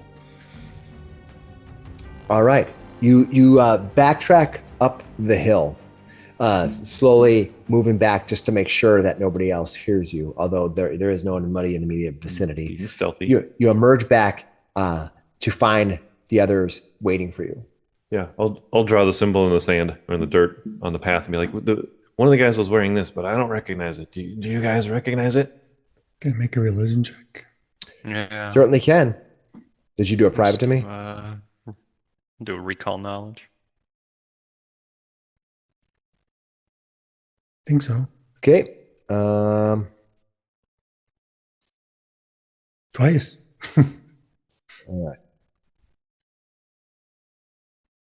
Taking a look here for religion. So ignore this second one. All right, Brock. All right. Brock, as you stare at this symbol, everyone else is a little confused by it. This is not something that most people would understand or know what it is. It's actually something that probably no one else in the island has heard about. It must have been some esoteric book that you read, or maybe a sailor who had something. Maybe they had a deck of cards that had this symbol and you were curious and he'd give you a quip about this story. Whatever the case is, it's a fleeting piece of knowledge that is pretty rare to come by, but you happen to know what it is. This is the symbol of Zar Azmak. He is a demon lord of living entropy. He roams the plains to corrupt all he found with his torch and aura, metal, stone, flesh, and hope, until his own destruction. That is what the symbol is. The Lord of Rust, Sin of Steel. Ooh, Zar who? Zar Azmak, Azmak, XAR dash. XAR dash AZMAK. Living entropy does not sound like it's going to be good. Oh. I'll pass that information along and be like, that don't sound good. We need to. Or you could have rolled a 1 and I'm faking That's it. true. That's pretty detailed misdirect for sure. Well, Well, it if doesn't it's- seem like a symbol of the Goronites. We would have seen it before. Ben and I took the time to make this damn. I know, right? It was also on his breast. It was on his breastplate, yeah. Breastplate. But it's kind of at a weird angle. I wanted you to see Yep. it. No, that's cool. What the hell? And they said they were going to attack Osprey Cove. That was their whole plan here. What is going on here? This is not okay. I'm still talking quiet over here. So, well, what do we want? Well, let's get away from unless we're assaulting right now. I would assume you're probably a good is, 6, like, 7 moving. feet away. 6, 7 minutes away down the path. 6, 7. Yeah. 6, 7, yeah. Yeah. Mike is playing Gen Z person right now. Well, you are He's kind juicing of a up our Gen Z. algorithm. I'm too young to be too old for this. Yeah. If we all say 6, 7, do we automatically go up in our Well, that's the best way to get people I to hope stop not. it is have the old people use it. 100%. But I've been saying cool for a billion years and people still say it. Okay, so we're gonna say you are about 5 minutes away down the path, so you're pretty clear. What do you guys want? What are you guys thinking about? I'll leave it up to you to talk about. What? Shoot, we can't go fight them like right at the front, can we? Like, No, it's a I don't know. We have don't a even know big how enough many crew people. for that. We don't even know how many people are in there. A frontal assault is not good. We need to gather more information. so If we can get Elder Ordwe out of there, she probably knows more of what's going on, and then we could just go and warn the town.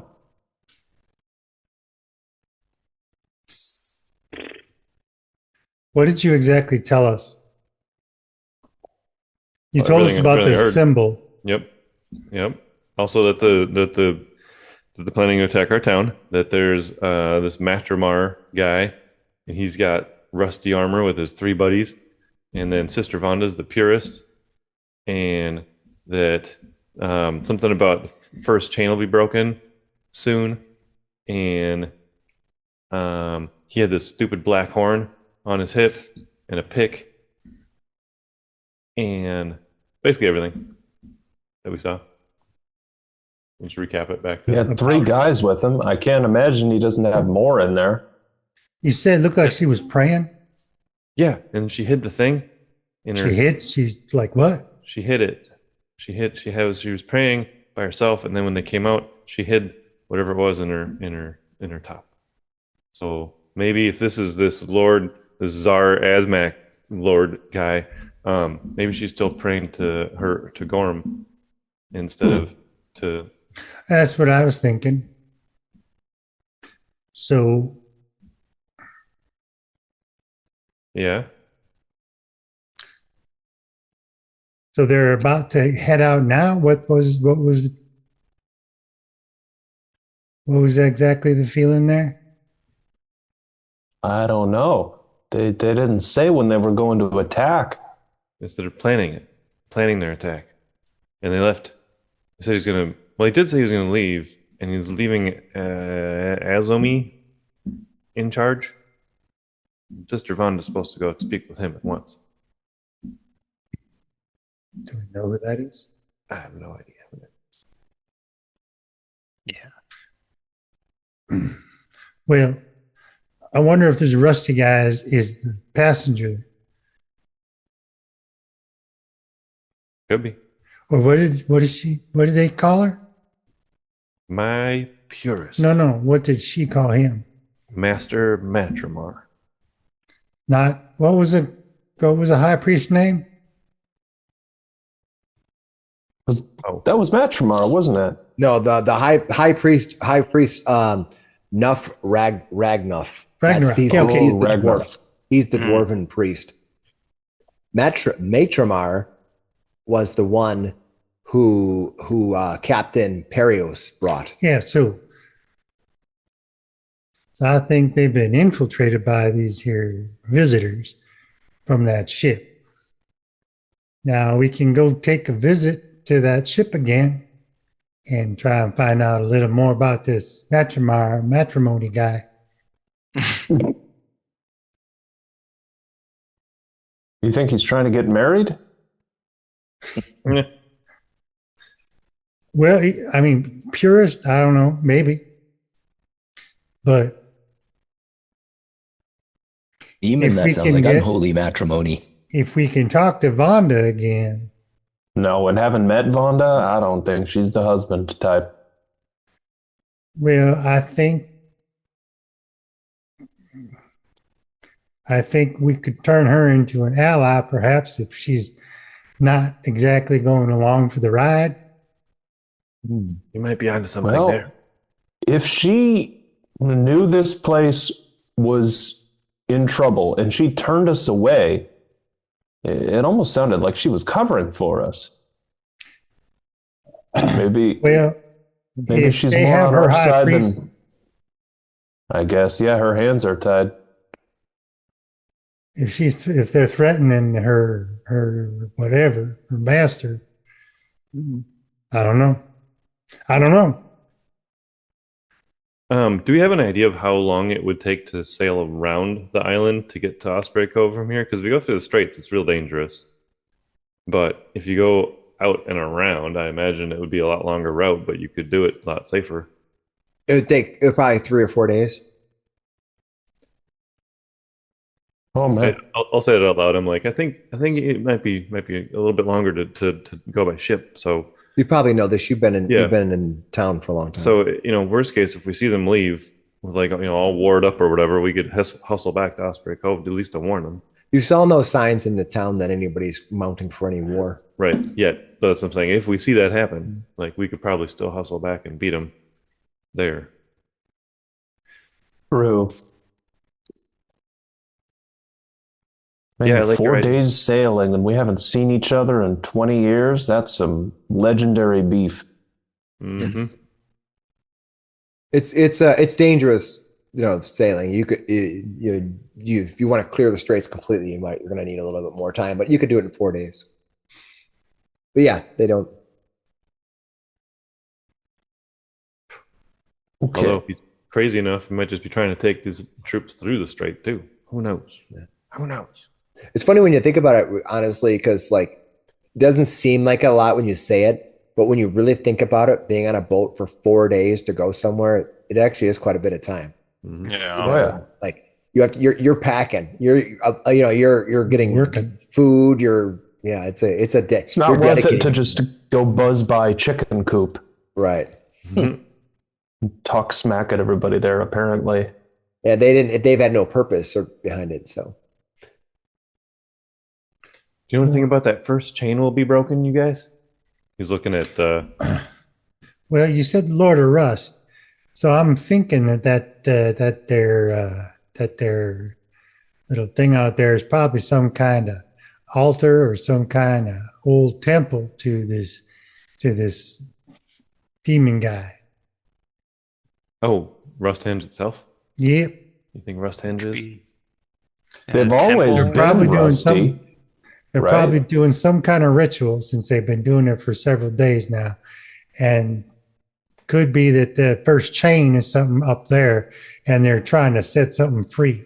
Perhaps an aspect of this demon. Well, He's whatever just it a is, whatever it is, they seem keen on hiding it from folks. So if we want to start unraveling this thing without forcing their hand, maybe we go check that out first. Because if we walk right into the front door, they know we're onto them. But if we catch them in the act there, they're trying to make it look like a haunting. If we catch them in the act there, they can't say anything about it. Well, It'll break their illusion. even if we catch them in the act, what are we gonna do? They'll just kill us and keep going about their business. We have to. Or We have to we stop kill them. I mean, that is an option. I like that one better. I mean, it is an option, but we have no idea how many people they have. Even if they have people, I do know they have Well, rusty like- armor, and that's not going to hold up as well. All the reports, everything we've heard from people at Rusthenge, it doesn't sound like there's that many people there at any one time. I mean, I only saw 2 lights. yeah, but the people here don't even go there. So, or at least they haven't been there in a long time. They don't even know what's over there.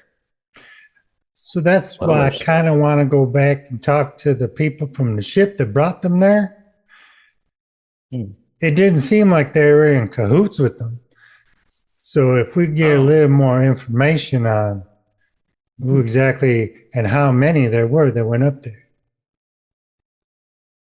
Yeah, I think that's smart. I think I we don't should remember- go back and talk with them. I remember them being a heavy chest or something, or some chests. Yeah, I remember that. But I don't know. I don't remember how many people aside from the visitor. If anyone else remember, and do recall knowledge. What do you want to know? So she told us about when the visitor left, and I seem to remember them carrying some kind of chest or some kind of heavy thing into the stone home. Yeah, I'll The case contained an exotic pet. yeah. Mhm. And but it was just the dude, or No, he had an entourage, a full entourage. So okay. They in didn't the specify how many.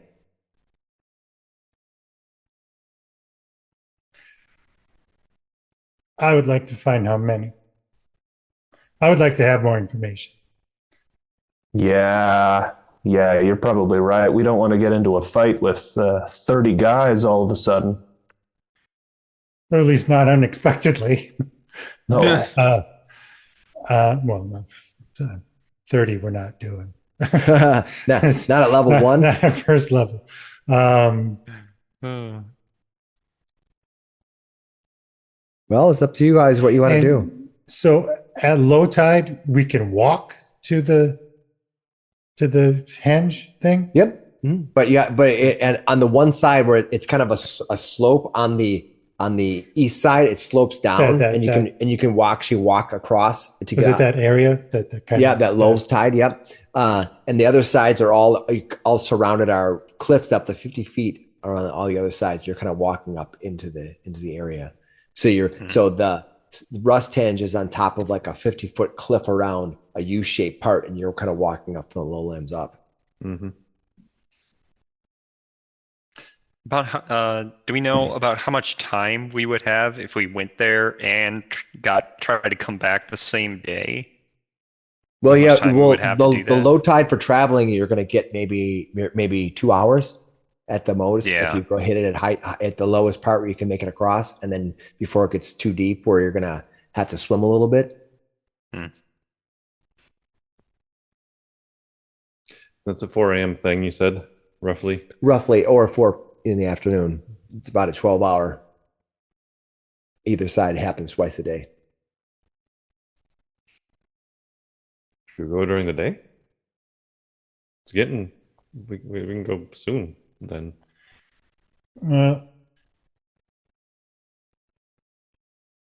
We're out in the open then.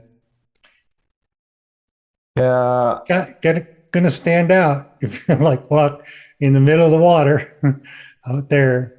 if we had all the time in the world, I'd say just watch and see who comes out of Stonehome and goes into Rusthenge. But if they're going to attack Osprey, I don't know how much time we have. Well, that and you have Elder Ordway. You don't know what's going on with her either. Yeah, they didn't.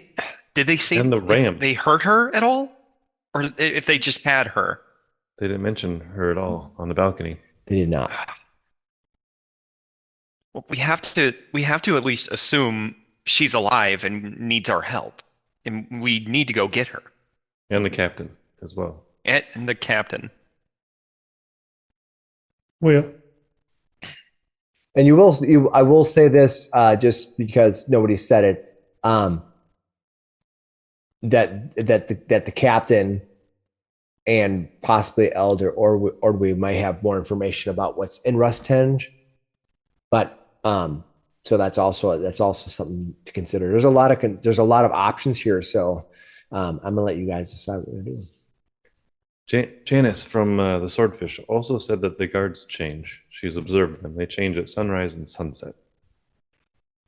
Maybe trying to move around when the guards are changing would be best. She knows that it happens for Stonehome. She doesn't know anything about Rusthenge. Right. That's, yeah, For Stonehome. just helping you out there. If we wanted to try to get inside. I think we might have to wait for the guards to change, slip in, and then we either wait for the guards to change again and slip out, or no, I don't want to swim. Swimming isn't the worst outcome here. Well, I mean, how? Well, having an escape route through that well is definitely better than not having an escape route. Yeah, it's better than nothing. It's just you never trust a skinny cook, and I'm not a skinny cook. Well, here's the thing. If they're going out to Rusthenge in the middle of the night, if we assault the stone home at that time, well, they'll be on Rusthenge, quite possibly. I mean, I don't know how much time we have for reconnoiter. But we don't even know what they were doing out there. And last I saw it, yeah, it was just a flash of light, real short. Well, there could We be might not have a ton of time just based there on could be a whole complex under there. It could be. Maybe they went inside somewhere. I'll bring the map back up so you can see it. Yeah. Because that way you can get a little more idea of what's going on as you're talking about this. Yeah. Thank you. I realize that that you guys have not had the map up while you're talking, and it's probably going to be easier to talk about. Pop music. Talk about.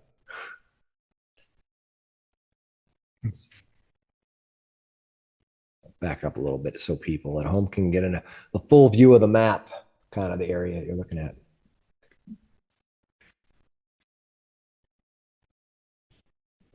So it's a good 5 minutes walk through that water. Then you're going to hope that nobody sees you during that time, Easier at night, obviously. Yep. No And then lights. to sneak around and make sure you're back in the few hours that you have time.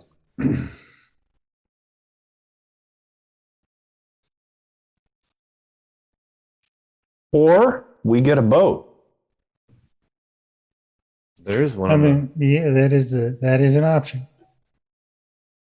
Do you have a line on a boat? Well, There's a small rowboat on the west side of the bay by that one fishing shack. You remember? It was sort of wedged in there. It's a 4-seater. Yep. We might be Well, able to fix Daryl it. said nobody actually uses that cabin. He says sometimes he just squats there. Yep. But again, it's at night. No, it's rowing through only the water. 4 people.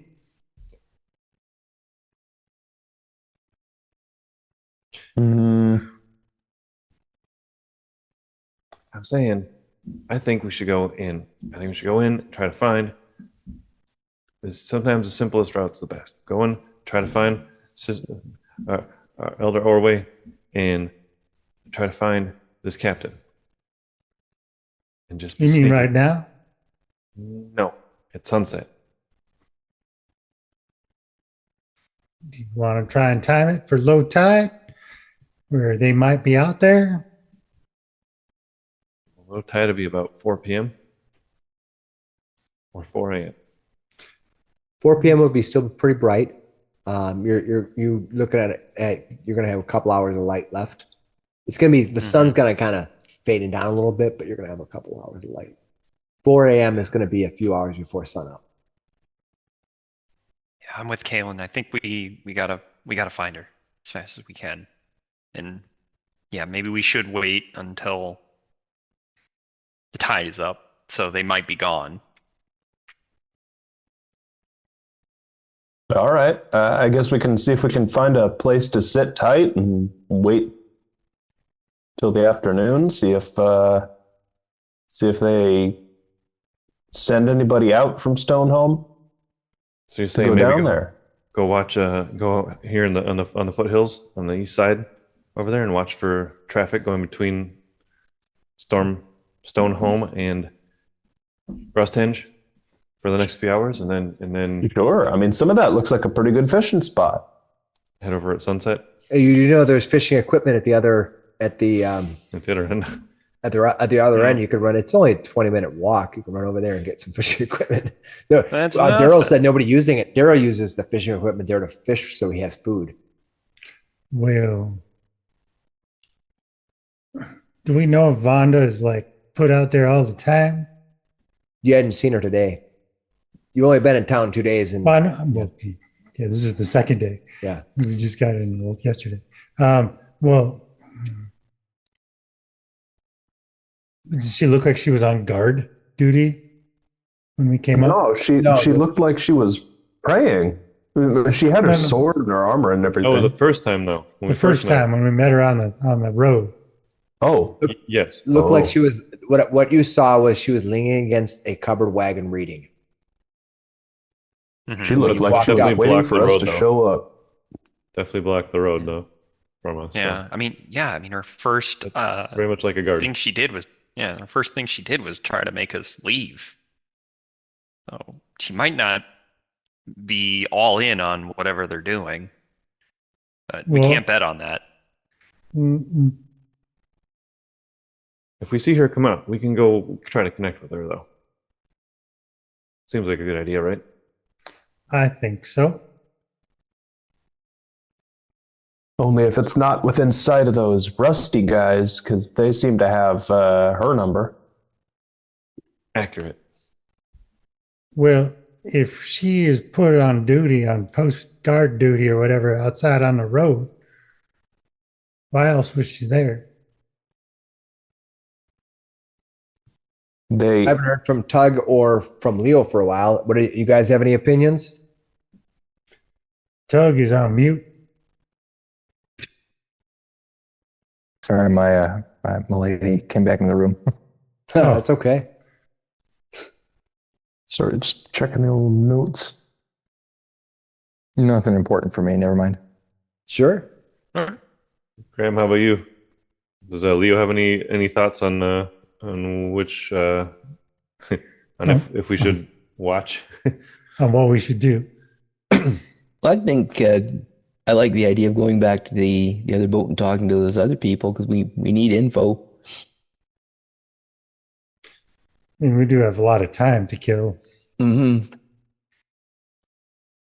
Yeah. So ask Janice for more info from the swordfish, Mhm. and then go reconnoiter over here on the east part of the bay. Well, we can go take, if it's only a 20-minute walk, we can go see if Mhm. Vonda's posted out there. Mm-hmm. That's completely up to you. You want to go check it out? Yeah. I mean, in real time, it takes a second. You can run over there. Well, more walking, but it's worth a chat, worth a try. I mean, if we can catch her outside of Stoneholm, maybe we can drill down what's really going on. All right, I Yeah. like that. I'm down. Let's- But I might as well. wouldn't hold my breath. It seemed like they were talking about how their guest or somebody had eyes on outsiders.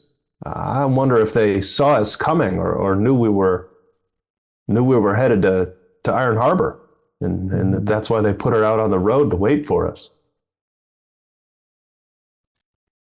Well, Maybe she put herself out on the road. you will note because your character would have remembered, even though it's been a week since we were there, that she was surprised when you walked up, and she was even more surprised when you she did not mentioned know. the rust man. Yep.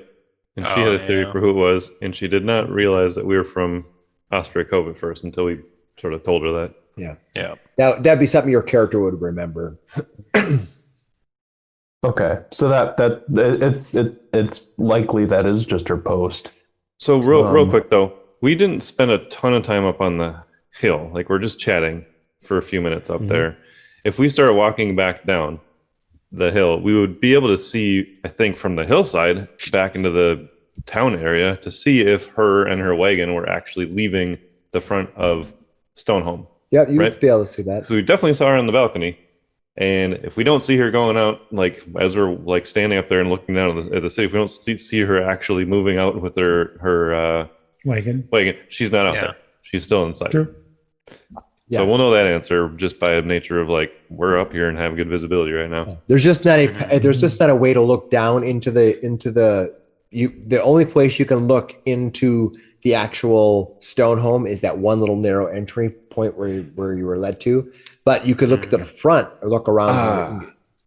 There on the balcony, guys, there was a ladder though It that went led up onto onto the roof. Oh.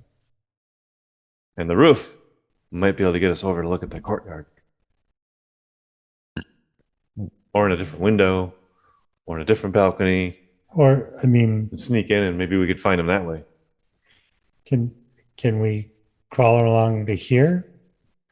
like across from Where are you trying to get to? the haunted house. I'm kind of. Well, you're in the hillsides. Oh, Yeah, you're I mean, way that's, over there. Yeah, I mean, we're not that far from there. I mean, it's 10 minutes. It's 10 minutes from here to here, roughly. It just walking. It's a 10-minute walk.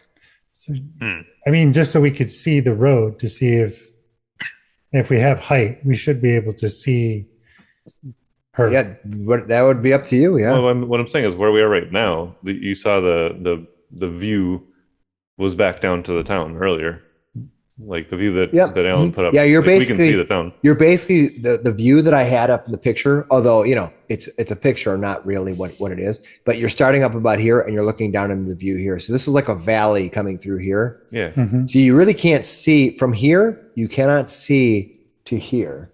Which way are you going? From East? here, you cannot see into here because there's a mountain. There's a mound between you, but you can see down to here on the road. My map just froze. Okay, it's unfrozen now. I think we should find out more about. I mean, this feels like something that we should let somebody in the town know about. They can't all be in on it. I think No, more allies would not be- everyone's a Goramite around here, but they We don't yet definitely know hold who sway. we don't know yet who we can trust. Yeah.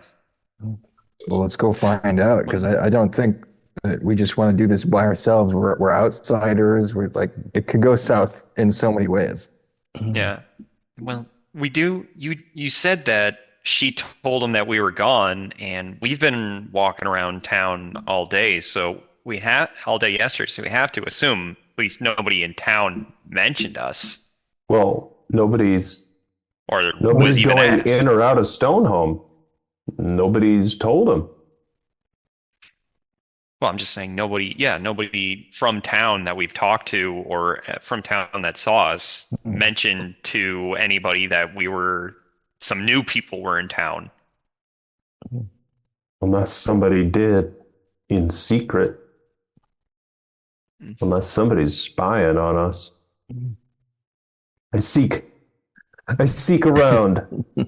I look We got at a faci- shadows and corners and rooftops. We got a Fassini thing going on where you double down and then you triple down and then you go.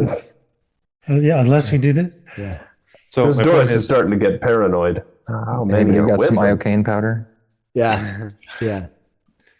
my point is that I don't think that Sister Vonda has gone back out west yet. We just saw her a few minutes ago inside. She's not out there. She might leave in a little bit. So if we want to sit and like hold up and just wait, see if she comes out, we could do that. And maybe if we could get a view of the front gate for Stonehome, then we can see if they head down to the southeast and head down towards Rusthenge and just watch for the day. How's that sound? How much time do you think Elder Ordway has? Well, How the much other time option- until they move on Osprey Cove? Yeah, I mean it's good questions. The other option, we could go inside the front door. We could go in through the roof. I saw that ladder. We could do that, and then just try to be stealthy. No. He looks at the King, the non-stealthy king, people. king. I don't know what you're talking about. I don't think that's the plan. I like how you're triple and quadruple double guessing yourselves. I know it's Just I try to for this group because there's so many people. I try not to give you too many situations like this Sure. because otherwise we'll spend 4 nights trying to find a path. No, it's fine. Why don't we walk, take a loop around, go like come in from can we kind of climb the hills like all the way around to get over No, here? that's as far as you can go with the area that you're pointing to on the back, where you can step across 10 feet to the balcony. That's the only area you can get close to. No, I was talking about like to the far west of the map. You could. It's just gonna take you go longer. over Yeah. land and then get Why? back onto the. Why do you want to go over there? I mean, you saw the rolling hill pictures. It's very similar. It's just a lot of rolling hills. It's basically Twice as We need- long because it's up and down. Yep. We need B-roll for the Fellowship crossing Middle Earth footage. It's true. Just don't We need kick to the get- helmet. Kaylin's starting to get like a little like flustered. Like, why do you want to go over there? There's nothing over there. Nobody's over there right now. This is great. If we wanted to kill time, What do you want to wait do then? for tonight, we'd be better off, I think, talking to the sailors. All right. We can do that, but we just got to keep an eye on the front gate at the same time. That's all I'm saying. I want to see where they're going. Maybe, and you wanted to know if they're going out the Rusthenge. That would help. Well, if they're going out to Rust, when did you see the lights out on Rusthenge? Was that night? Right? Last night? Twilight. Yesterday evening, yeah, before the sun had fully set. So that's roughly high tide. Yeah, shortly after high tide.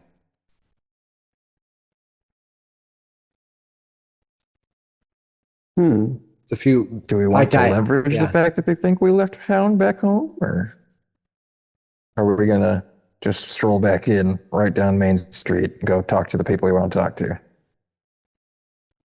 High tide's roughly about 10. I think, did I do my math right? About 6 hours, roughly. Yeah. I'm not keeping a specific strict clock, but Well, yeah, roughly. Sounds about right. I mean, it wasn't around low tide. Yeah. Is the main thing. Yeah.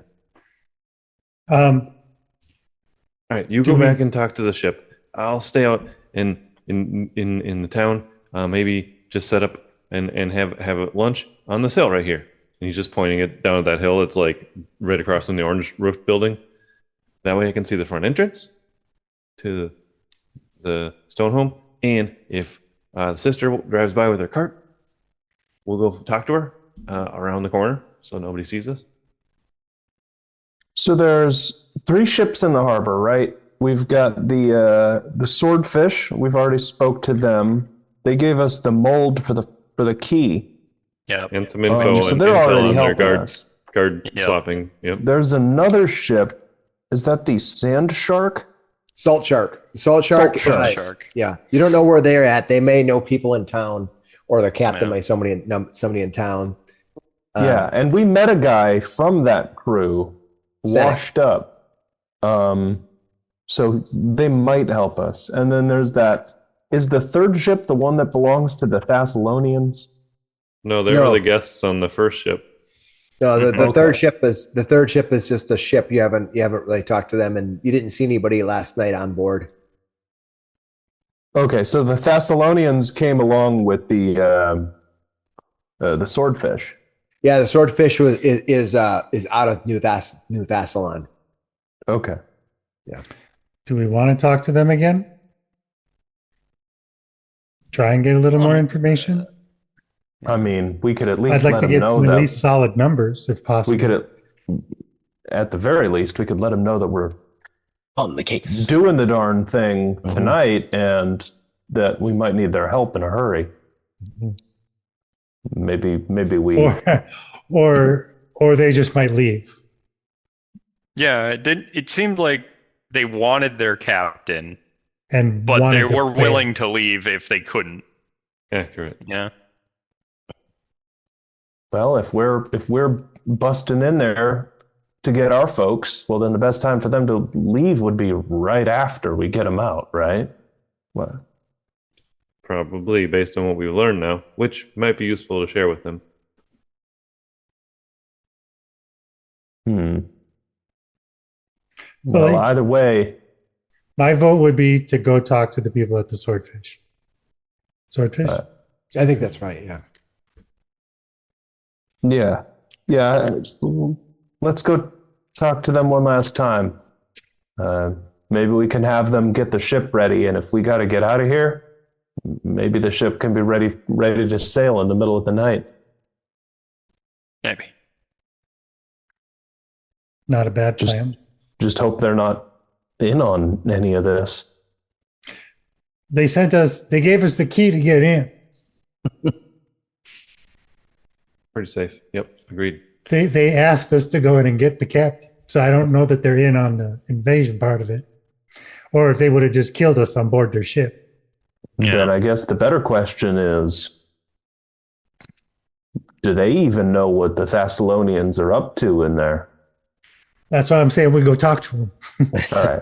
I like this. All right, pick something. Let's do it. Yeah. Let's go talk. Let's go talk. You said it a few times. Let's pick that, and then you guys can go from there. So, very rarely do I try very hard to steer certain things, but certain things you guys got to decide on your own. No, that's fine. That's yeah. There's not always a right. There's not always a more right answer. All right. I try not to take away your agency, but every once in a while, it's like as it gets too long, it's like Sure, it's time absolutely. to like pick one. All right. Heading down to speak to the captain, or sorry, to the first mate. I apologize. First mate Janice, Navigator. navigator. Do we want to take pains to avoid being seen by at least the Gormites? They are patrolling. I think that's probably wise. road. They stopped and looked at Yeah. us last Yes. time. Remember, there were 6 of them. It's up to you. You can avoid notice if you want. I would How much like of the I think- shoreline is walkable? We walk down Most of the beach? shoreline is up on a steady ridge. It's more of kinda- a pebble beach than a sand beach. I don't know if I've Kind of been like to- North Shore. yeah, The like Black North Shore, Sand yeah. Beach. Yeah. Yeah, like North Shore. Yeah. I don't know if I'm kind of yeah, I've been to Pebble Beach. Yeah, I forgot that's where my where Heather's dad is from. So we can see the road though from up here. Are there any guards walking currently along the road? yeah, you'll see them. They do walk in pairs. They patrol the road. There's not very many of them. Any right now? As we're starting to head back down towards. You can avoid them if you want. You Yeah, wait a minute alright, or two, perfect. and you can avoid them. We'll do it. Dodging the obvious sights of the soldiers. The problem is that the road is long. You're going to walk across it, so there's always a chance that somebody's going to see you. But you managed to cross the road. And why did the chicken coop cross the road?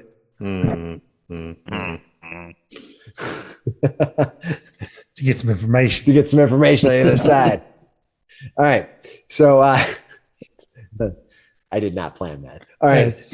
You walk over onto the dock. It doesn't take much to get the attention of Janice. She walks up, and you can see that not much has changed since the last time you've been here, although the ship is well cleaned and prepared. You can see for those Mrs. Doris, you can see that they are relatively ready to go. They've got everything stocked up. They've got all the sails prepared to hoist, to set sail the moment they can. As she sees us coming, we're like, "Can we come inside?" Can we come Miss inside? Doris goes, hold that anchor just a little bit longer. She looks up at you, and she will invite you to come up to the first deck, the lower deck, as she steps up. A couple of her mates are with her as she lets you approach.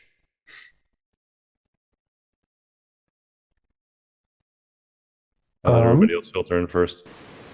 All right, we'll let you guys get up there on the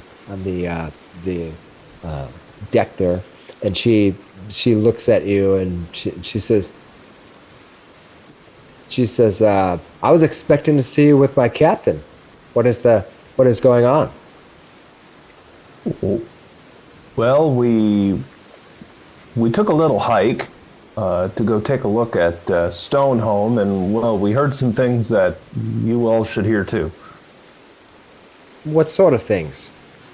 That's what Jan said. Well, The secret We- society type of things.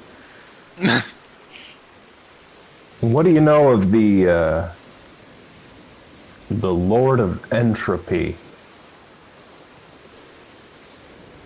You're not a Goromite, are you? No, I'm not. She says, as she says, here on the high seas, there are many deities. I for one will offer my prayers to the best one to suit my best situation. That's very pragmatic. It seems like the Goramites here might be paying fealty to something less pragmatic. The guys in the rusted armor, you've seen those guys, right? What? No, we've not seen anybody in rusted armor. This Master Metromar you mentioned. They He's the haven't one. left Stoneholm. He's the one with They've his entourage. They've been Back. sealed up in Stoneholm the whole time you guys have been here? The captain or the first mate looks at you and she says, "Have you not been paying attention?" She said, No, we just, yeah, we, As I said last night, she looks a little frustrated as she's speaking with you. You as a player probably don't remember. Your character might though. But she says,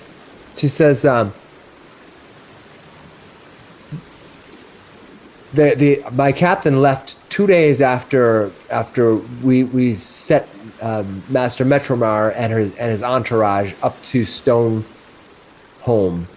with the dwarven priest. yeah, the guy with the rusted armor. Didn't have rusted armor at the time. What was he wearing when he left? Breastplate of some sort. With a symbol Did like he have this. any symbols on it? I describe it like She thinks for a moment. And she says, "I don't recall there being necessarily a symbol. Let me look at my notes." Yeah. She says, "I have some notes that I can share with you, and I won't actually share all the text with you because I think it'd be you could go read it and it's long, but she's a little bit frustrated by the situation and she wants to get her captain back, so she takes out a logbook and she starts fishing through it to remind herself of what she saw, and she said that Lord Metromar paid passes for himself and his entourage. She says that. how many did he have with him? Three men? She looks and she says, "Honestly, I don't remember how many are on the adventure, and it doesn't say here. So I'm gonna say a dozen. Oh wow. I don't. Okay. I'm trying to guess how many are actually. There's more in the adventure than just their characters. I'm not gonna go count them right now, but about a dozen, we'll say, somewhere around there. She would know the exact number. A large wooden case he declared as a container, an exotic pet for a colleague stationed at the outpost in Dorska Island. That's what she had said. She's flipping through. You can see a bunch of journals about the weather patterns. This is her official logbook, and then. She says at one point Lord Matromar's entourage has been disrupted, disrupting morale. They have kind of an elitist attitude. She's kind of reading the captain's information, right?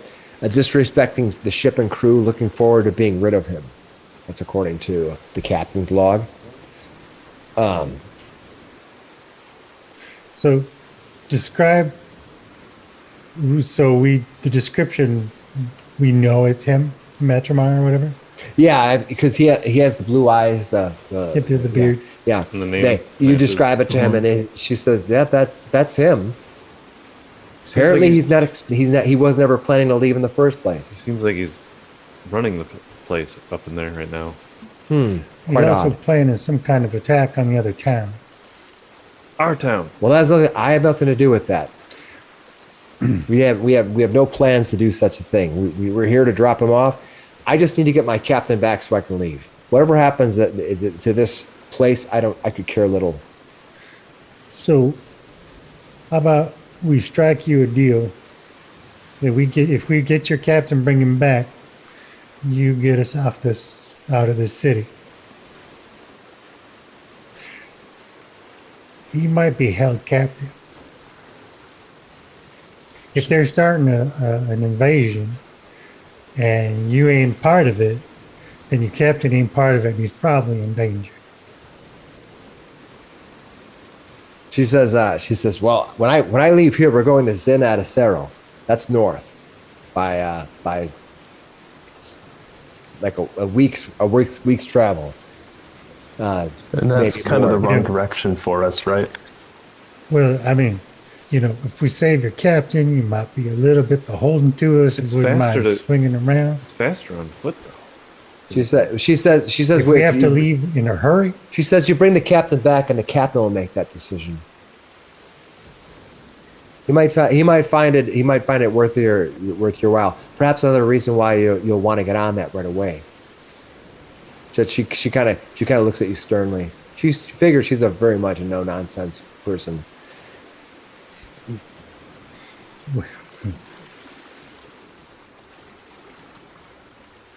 Well, I can tell you care a lot. She goes, I do care. If I didn't care, I wouldn't be here.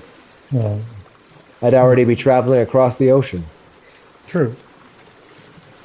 But we've been getting so spending the day after to get it. trying to figure out what's going on here.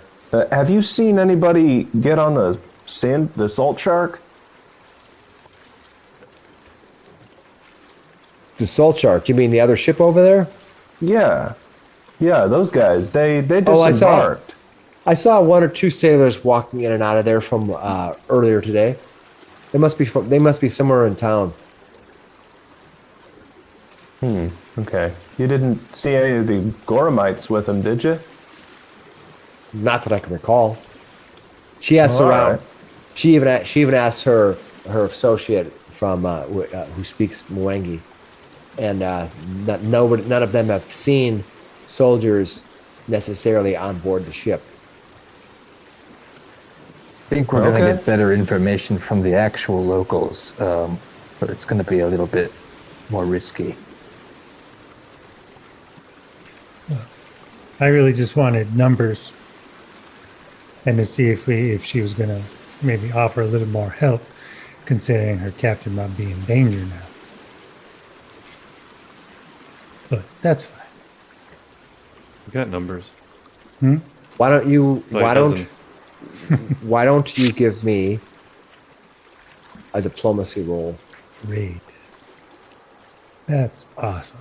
Give it to me private, blind, so I can see what it is, and all the people at home. All the people at home can watch as you We suffer. have well, you're decent at it, Brock. But we No, have I'm not. We have Miss Doris I am not She's decent standing at here this too. at all. trying to get this information. Well, he's the one calling for her to help him out. So Yep, no, Sure. I get it.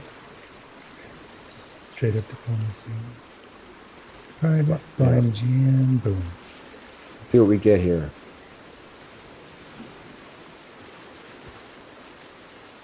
She says, "All right, I will give you a little aid." She opens up she goes down and she opens up a chest, and I don't think it's on this map, so I think I need to drag it on. Yeah. So she's gonna bring this out, and she's gonna say, "You can have one of these." She's gonna drop it on there. She says, "You can have one of those, not all of them, one of them." The potency crystal? Yeah. There's 4 of them. She says you can take one of them. I was gonna give these to you for returning my captain, but I'll give you the other 3 when you get back. That's fair. Who wants to take the? You're opening them up so you can divvy them out to somewhere, or you can take them for yourself. Whoever, Not it. You need help separating them? Miss Doris, No, you can. You split them up. What's that? you I want already one? have a crystal.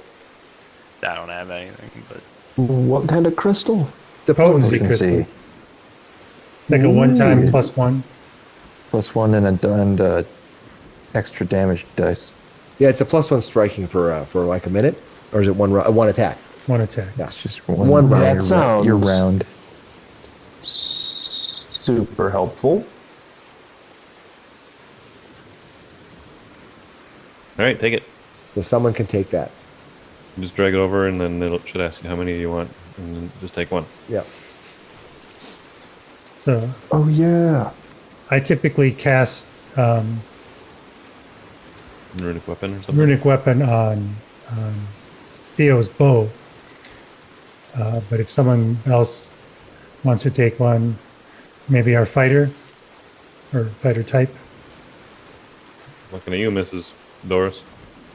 or the rogue might be pretty good with the sneak attack. You took it. Oh, Oh good. yeah, All right. There we go. especially sneak attacking with a light hammer. All right. So now Sudden mallet to the skull is my sneak attack. that's effective. Now what? Do we go? Do we wait till night? And just to Think clarify, Janice, you said that it probably makes the most sense to go when they're changing the guards, right? She said, she said, I just told you what I did to get the key during the changing of the guards. They were changing around at the front gate. But that would be up to you if that's how you're going to approach it with taking the front gate. Then that would probably be a smart idea. It will happen around 10 p.m. There you have it. Do that or go through the whale? the well. The whale. The whale? Well, Well. All right. Thank you. And he's done, but he says thank you, and he's gonna walk back out. All right. So do we want did we to... rob her? Kind of. What'd are we you gonna say, Zach? I was just like, did we kind of rob her a little bit? Strong arm her? I think she got frustrated and she's looking for a way to get her captain back. Without fighting themselves. Take this and get out.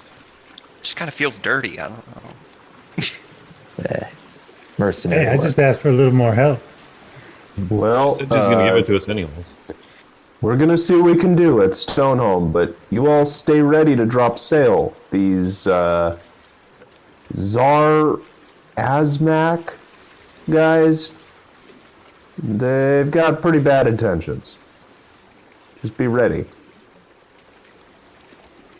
She says, we've been ready. How fast can you cut line and go? Fast enough. It's we're sailors and we know what we're doing. How fast can you rescue my captain? This fast. Hours. Let's go. Okay. As she walks back, you can hear her talking to the woman who's Mwangi, and she's gonna say he's not much for he's much for asking for time lines, but he's not much for giving them.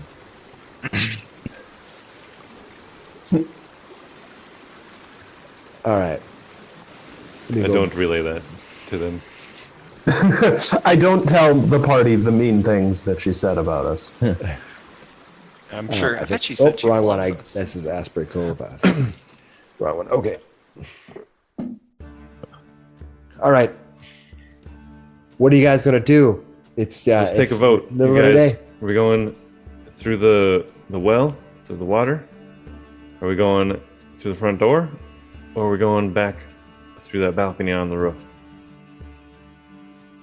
I mean, we know the way to the balcony. My vote's on the balcony. I think that front door is going to be really dangerous. Yeah, What about the whale? My vote's on the well. I don't even know if she said she was having to crawl through there. Do we think we're all going to be able to fit? We'll put your vote on something else then. That's how votes work. Fine. Well, I want to go through the balcony then. All right. Leo?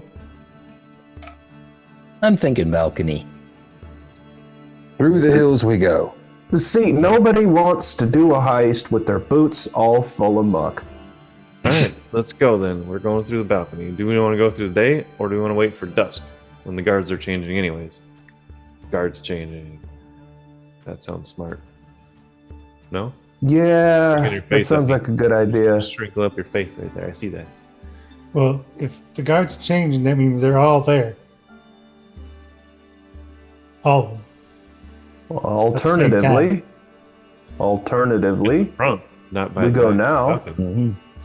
and That's if we true. got to get a way out, we use the changing of the guard as a way to slip out. All All right. It's also it's assuming we can stay undetected the entire way. That's true. If they spot I'm us, they planning won't on be changing not doing guards. that. I'm Well, planning you know on how not plans working. go. Perfectly every time. Yeah. Our plans, yeah. Yeah, All right. I planned on Please. making my way back to Osprey Cove already, and here we are. Let's go then. He's like, come on, let's go. We're going up to the hills. Well, yeah, we can go get in position. Yep. All right. So is the plan that you're going to go during the day or going to wait till the evening? I have no idea. So, I don't want to start and then you correct me. Sure. So. I'm looking at our what's his title here? The commander. Dark. What do we do? Mm-hmm. What do we do, Mrs. Doris? I think we For should the day? go. How many of you can see in the dark? I was just going to say, I think I'm the one of two people capable of fully functioning in bad lighting. Yeah, unfortunately, I think we got to go during the day. I don't think they're expecting us. So I we go think now? He's We like, should go let's now. Go. Let's go. Let's go. Let's All go. right. Well, I'll say this. We'll go. They Who the has building the stone home that you looked at has no windows that you saw from the back end. You know, the front has arrow slits. It It's will not probably matter dark if it's in day or there. night. I'm just letting you know that. That's fair. That's true. But I just wanted you probably know that. Well, the longer we wait, the closer they get to invading Osprey Cove. So That's All right, so true. we're There's going around to the nothing back much and we're sneaking in the back again. We'll Alan. have to we can take Okay. it to our advantage. You climb up the backside once again. we encounter 1d4 gnolls. Roll for Yeah, They have a sign that says the front door's over here. All right. I do have a biscuit for a ram, though. You do have a biscuit for the ram. We have not found the ram. Let's hold on. Let's pause and go find the ram, and then go. The ram's inside the front door. All right. Front door. Hey, you want to let the ram die? That's on you, I guess. How high is this cliff that we're about to climb down? Well, you can jump across to the balcony, balcony. or you can climb down along the side of the building and try to find another entrance in. The climb down is about 20 so feet down. You're kind of coming into a trench next between the rocky surface and the side of the building. You can try to find another way in. I could maybe jump that with a rope. One of us could jump exactly with the rope, and then the rest could shimmy across. Yeah, I can probably make that jump. Or climb up the rope, too. I can make the jump. I get out a 50-foot section of rope. I try to secure it to a tree nearby, and I give the other end to. Your choice. All right. I will. I'll prepare the map for you guys to arrive and put you on there because, and that way, you'll be all ready to go here. Just give me a second. And a little while back, you said you were getting the deadly traps prepared for the back door area. Yeah. Yeah, don't So don't we're forget in good shape, the deadly guys. traps. We're ready. Let me get your characters out here, and you guys will be able to then start where you were at before. There we go. Okay. All right, that's what you see. As you come across here, you can see that you're looking across the balcony. I will let you know because of the way that maps work in this release of Rusthenge. If you walk next to a stair or onto a stair, it's going to ask you if you want to go to the next level. You're going to get a pop-up.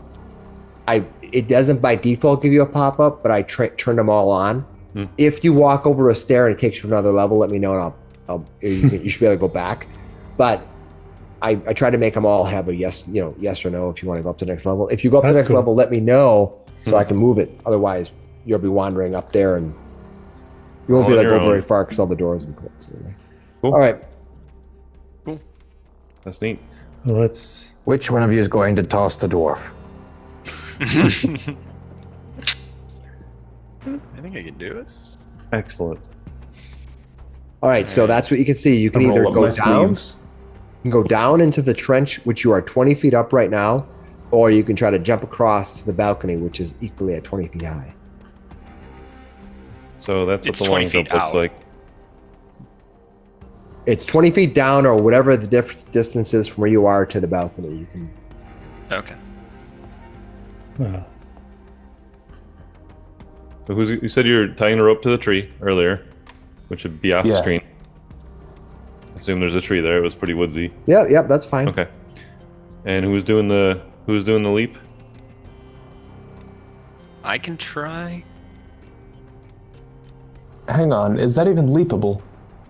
Is Yeah, it you leap a leapable, distance actually? equal to your checked result, rounded down to the nearest 5 feet. So if you're looking to jump 15 feet to clear a 10-foot gap, that's a 15 you got to get, right?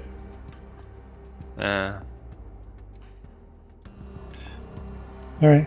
And the good news is give it a we shot. got the rope. So if you're trying to run and jump and you don't make it, we can grab the rope and you'll maybe just swing down and ram yourself into the wall rather than hitting the ground hard. Yeah. I can do it. Do you want to go for it, Brock, or either I one can. of us? I have. Well, I'm trained in athletics, and I have the might thing. I have athletic rush, which gives me a +2 Oh yeah.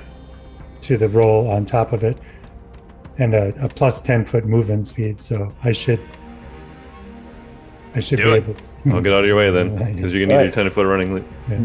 thing there. You're Grab gonna make an that rope. athletics check. You can make it out in the Do open. that. You're gonna know when you fall. I know, right? Your DC is 15. You got a My hero skill point. checks. There it is. Yeah, I do. Yeah, just don't critically fail, and you could use your hero point. Is that right, or is it 10 feet? You trying to stride to then clear attempt 10 a feet. DC 15 check to make a long jump in the direction you were striding. If you don't stride at least 10 feet, so on a success, you leap up to a distance equal to your check result, rounded down to the nearest 5 feet. Right. Public But I'm roll. saying if you get Yeah, you're gonna know if you're gonna fail. You're gonna know if you fail or not. You can All see right. my cool dice. All right, so you leap Very across. Boom. all right. I will read what you can move yourself over to that end, and we will read what you find. Of course, the numbers are all backwards, as is always the case for you guys. Yeah, you gotta start at the end. Why did it didn't let me? You can't move across probably because it's a wall. Oh. And I'll move you over there in a second, but I just need to find out where you're at because I have to go all the way to the end here. This large balcony features a narrow sand pit 35 feet long with a small rope partitions marking the last 5 feet on each end. A rusty iron ladder on the southwest portion of the balcony leads up to the roof, while a door to the south leads inside the keep. And I'll move your character over there now. Oh, that's the door icon. Very cool. Right here. Mm-hmm.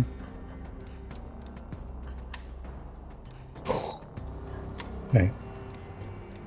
So have the rope tied around me, and I'm gonna like brace my legs and kind of lean back, Okay. take up the slack. What do you, Russ? You guys gonna climb across? Yeah, I'll try. I'll climb. All right, just give me a climb roll.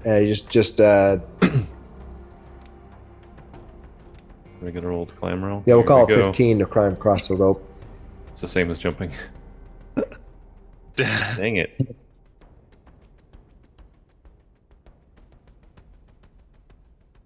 All right, you managed to get across. Is that Kalen? Yep. Is it- Yeah, I got 18. All right, who else? Tug. Tug, you didn't fail, so you can just we'll put you last. I didn't fail. Yeah, I mean you didn't critically fail where you fell. You just didn't make any progress, I should say. Okay. That looks like a good one. This is Doris. I Made it can't get across. my no little problem. legs up over the rope to shimmy All right, across. Goric. Miss Doris, crawl up that ladder and take a look up there. All right. Oh, All right, you managed to get across as Mrs. Doris runs up onto the roof. And finally, Tug gets across. All right, Mrs. Doris climbs up onto the roof. You can go ahead and move your character over there, and I will move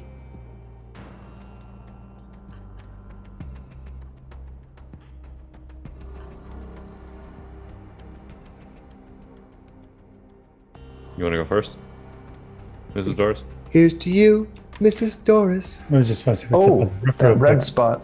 Okay, yeah. Yeah. I'm right I behind climb her. up. Yep. Hold. All right, hold on. It moved just automatically. Yep. And nobody else goes yet. Everyone stop there as I'm going to move the visualized map. Oh, I see. I don't want to do that.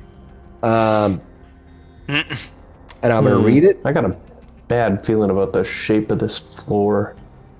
Nobody move. There you go. Like you have the power. All right. I keep forgetting I had that power because I haven't had that power in a long time.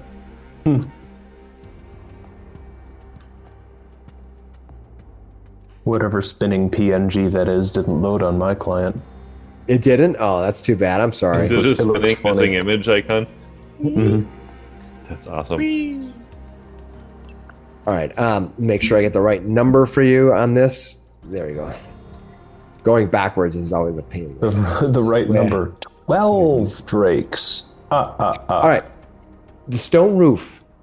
Oh, I get it. Did I not move everybody? I thought I did.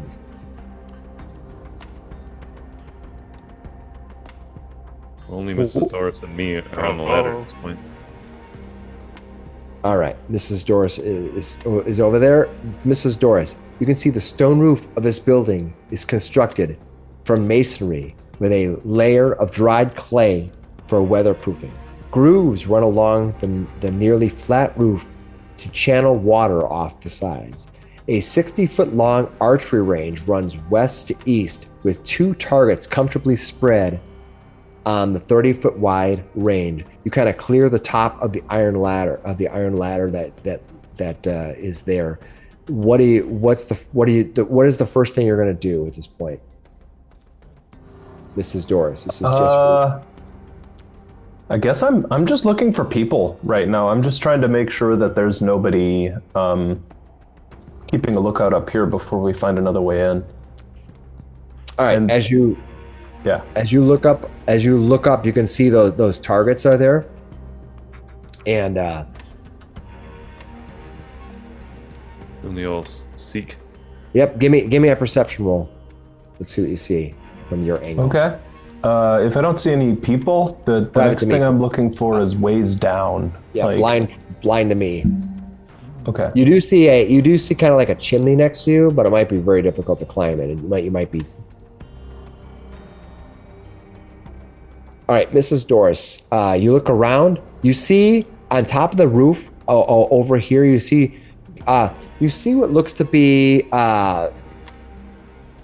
from your angle that you're looking. It's hard to tell. It looks like there's some mounds against the wall, and maybe a captain's hat, a tricorn hat up there. Could be that. It could be that captain up there.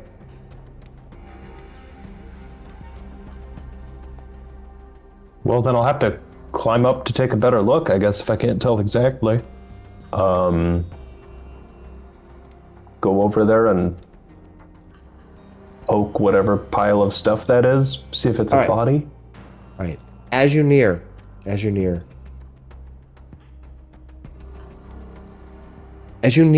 this location, if you kind of step forward, kind of creeping over to what these things are, and at first, like I said, it looks like some mops or something hanging off the edge here, and because it's very disorienting. As you near, I'm going to move you 10 feet closer. Just when we start. Kind of walking up. As you near this area, you can see that that's weird that I did that. Hold on. That's so weird. Is it Rust Oh, okay. Zombies? There it goes. Right. As you near, what you see is that these things hanging on the sides are not mops or utilities at all, but they're the backs of heads that are mounted on pikes. One of them mounted on pikes is wearing a tricorn hat. Oh. And if you remember, the captain had entered the stone home with 2 mates. And what you see here is a captain hat on a head with you can't quite see the head, you're kind of seeing the back of the head, right? And you're kind of creeping up to you see like the back of the head's kind of hanging out and staring at you as you kind of creep forward. These decapitated heads mounted on pikes. As you're closing in, as you're approaching, what's your idea? Kind of give me a sense of like what you're thinking. Thinking Ned Stark. If that's the captain, we got to get him down from there. Yeah, you want to kind of approach and see maybe make sure it's him. It's hard to tell from this angle. I need to make sure, and if that's the captain of the swordfish, I got to get him down. I got to get his mates down, and we've got to do a sea burial for him. Absolutely. That's good. At least back to their crew. Yeah, I mean that's for sure. All right. Stuck up here in the mountains is no way for a sailor to spend his last moments. All right, you move forward. You move kind of forward toward the heads, which are kind of over here. We're just kind of hanging out over here. We're gonna say. All right, as you approach,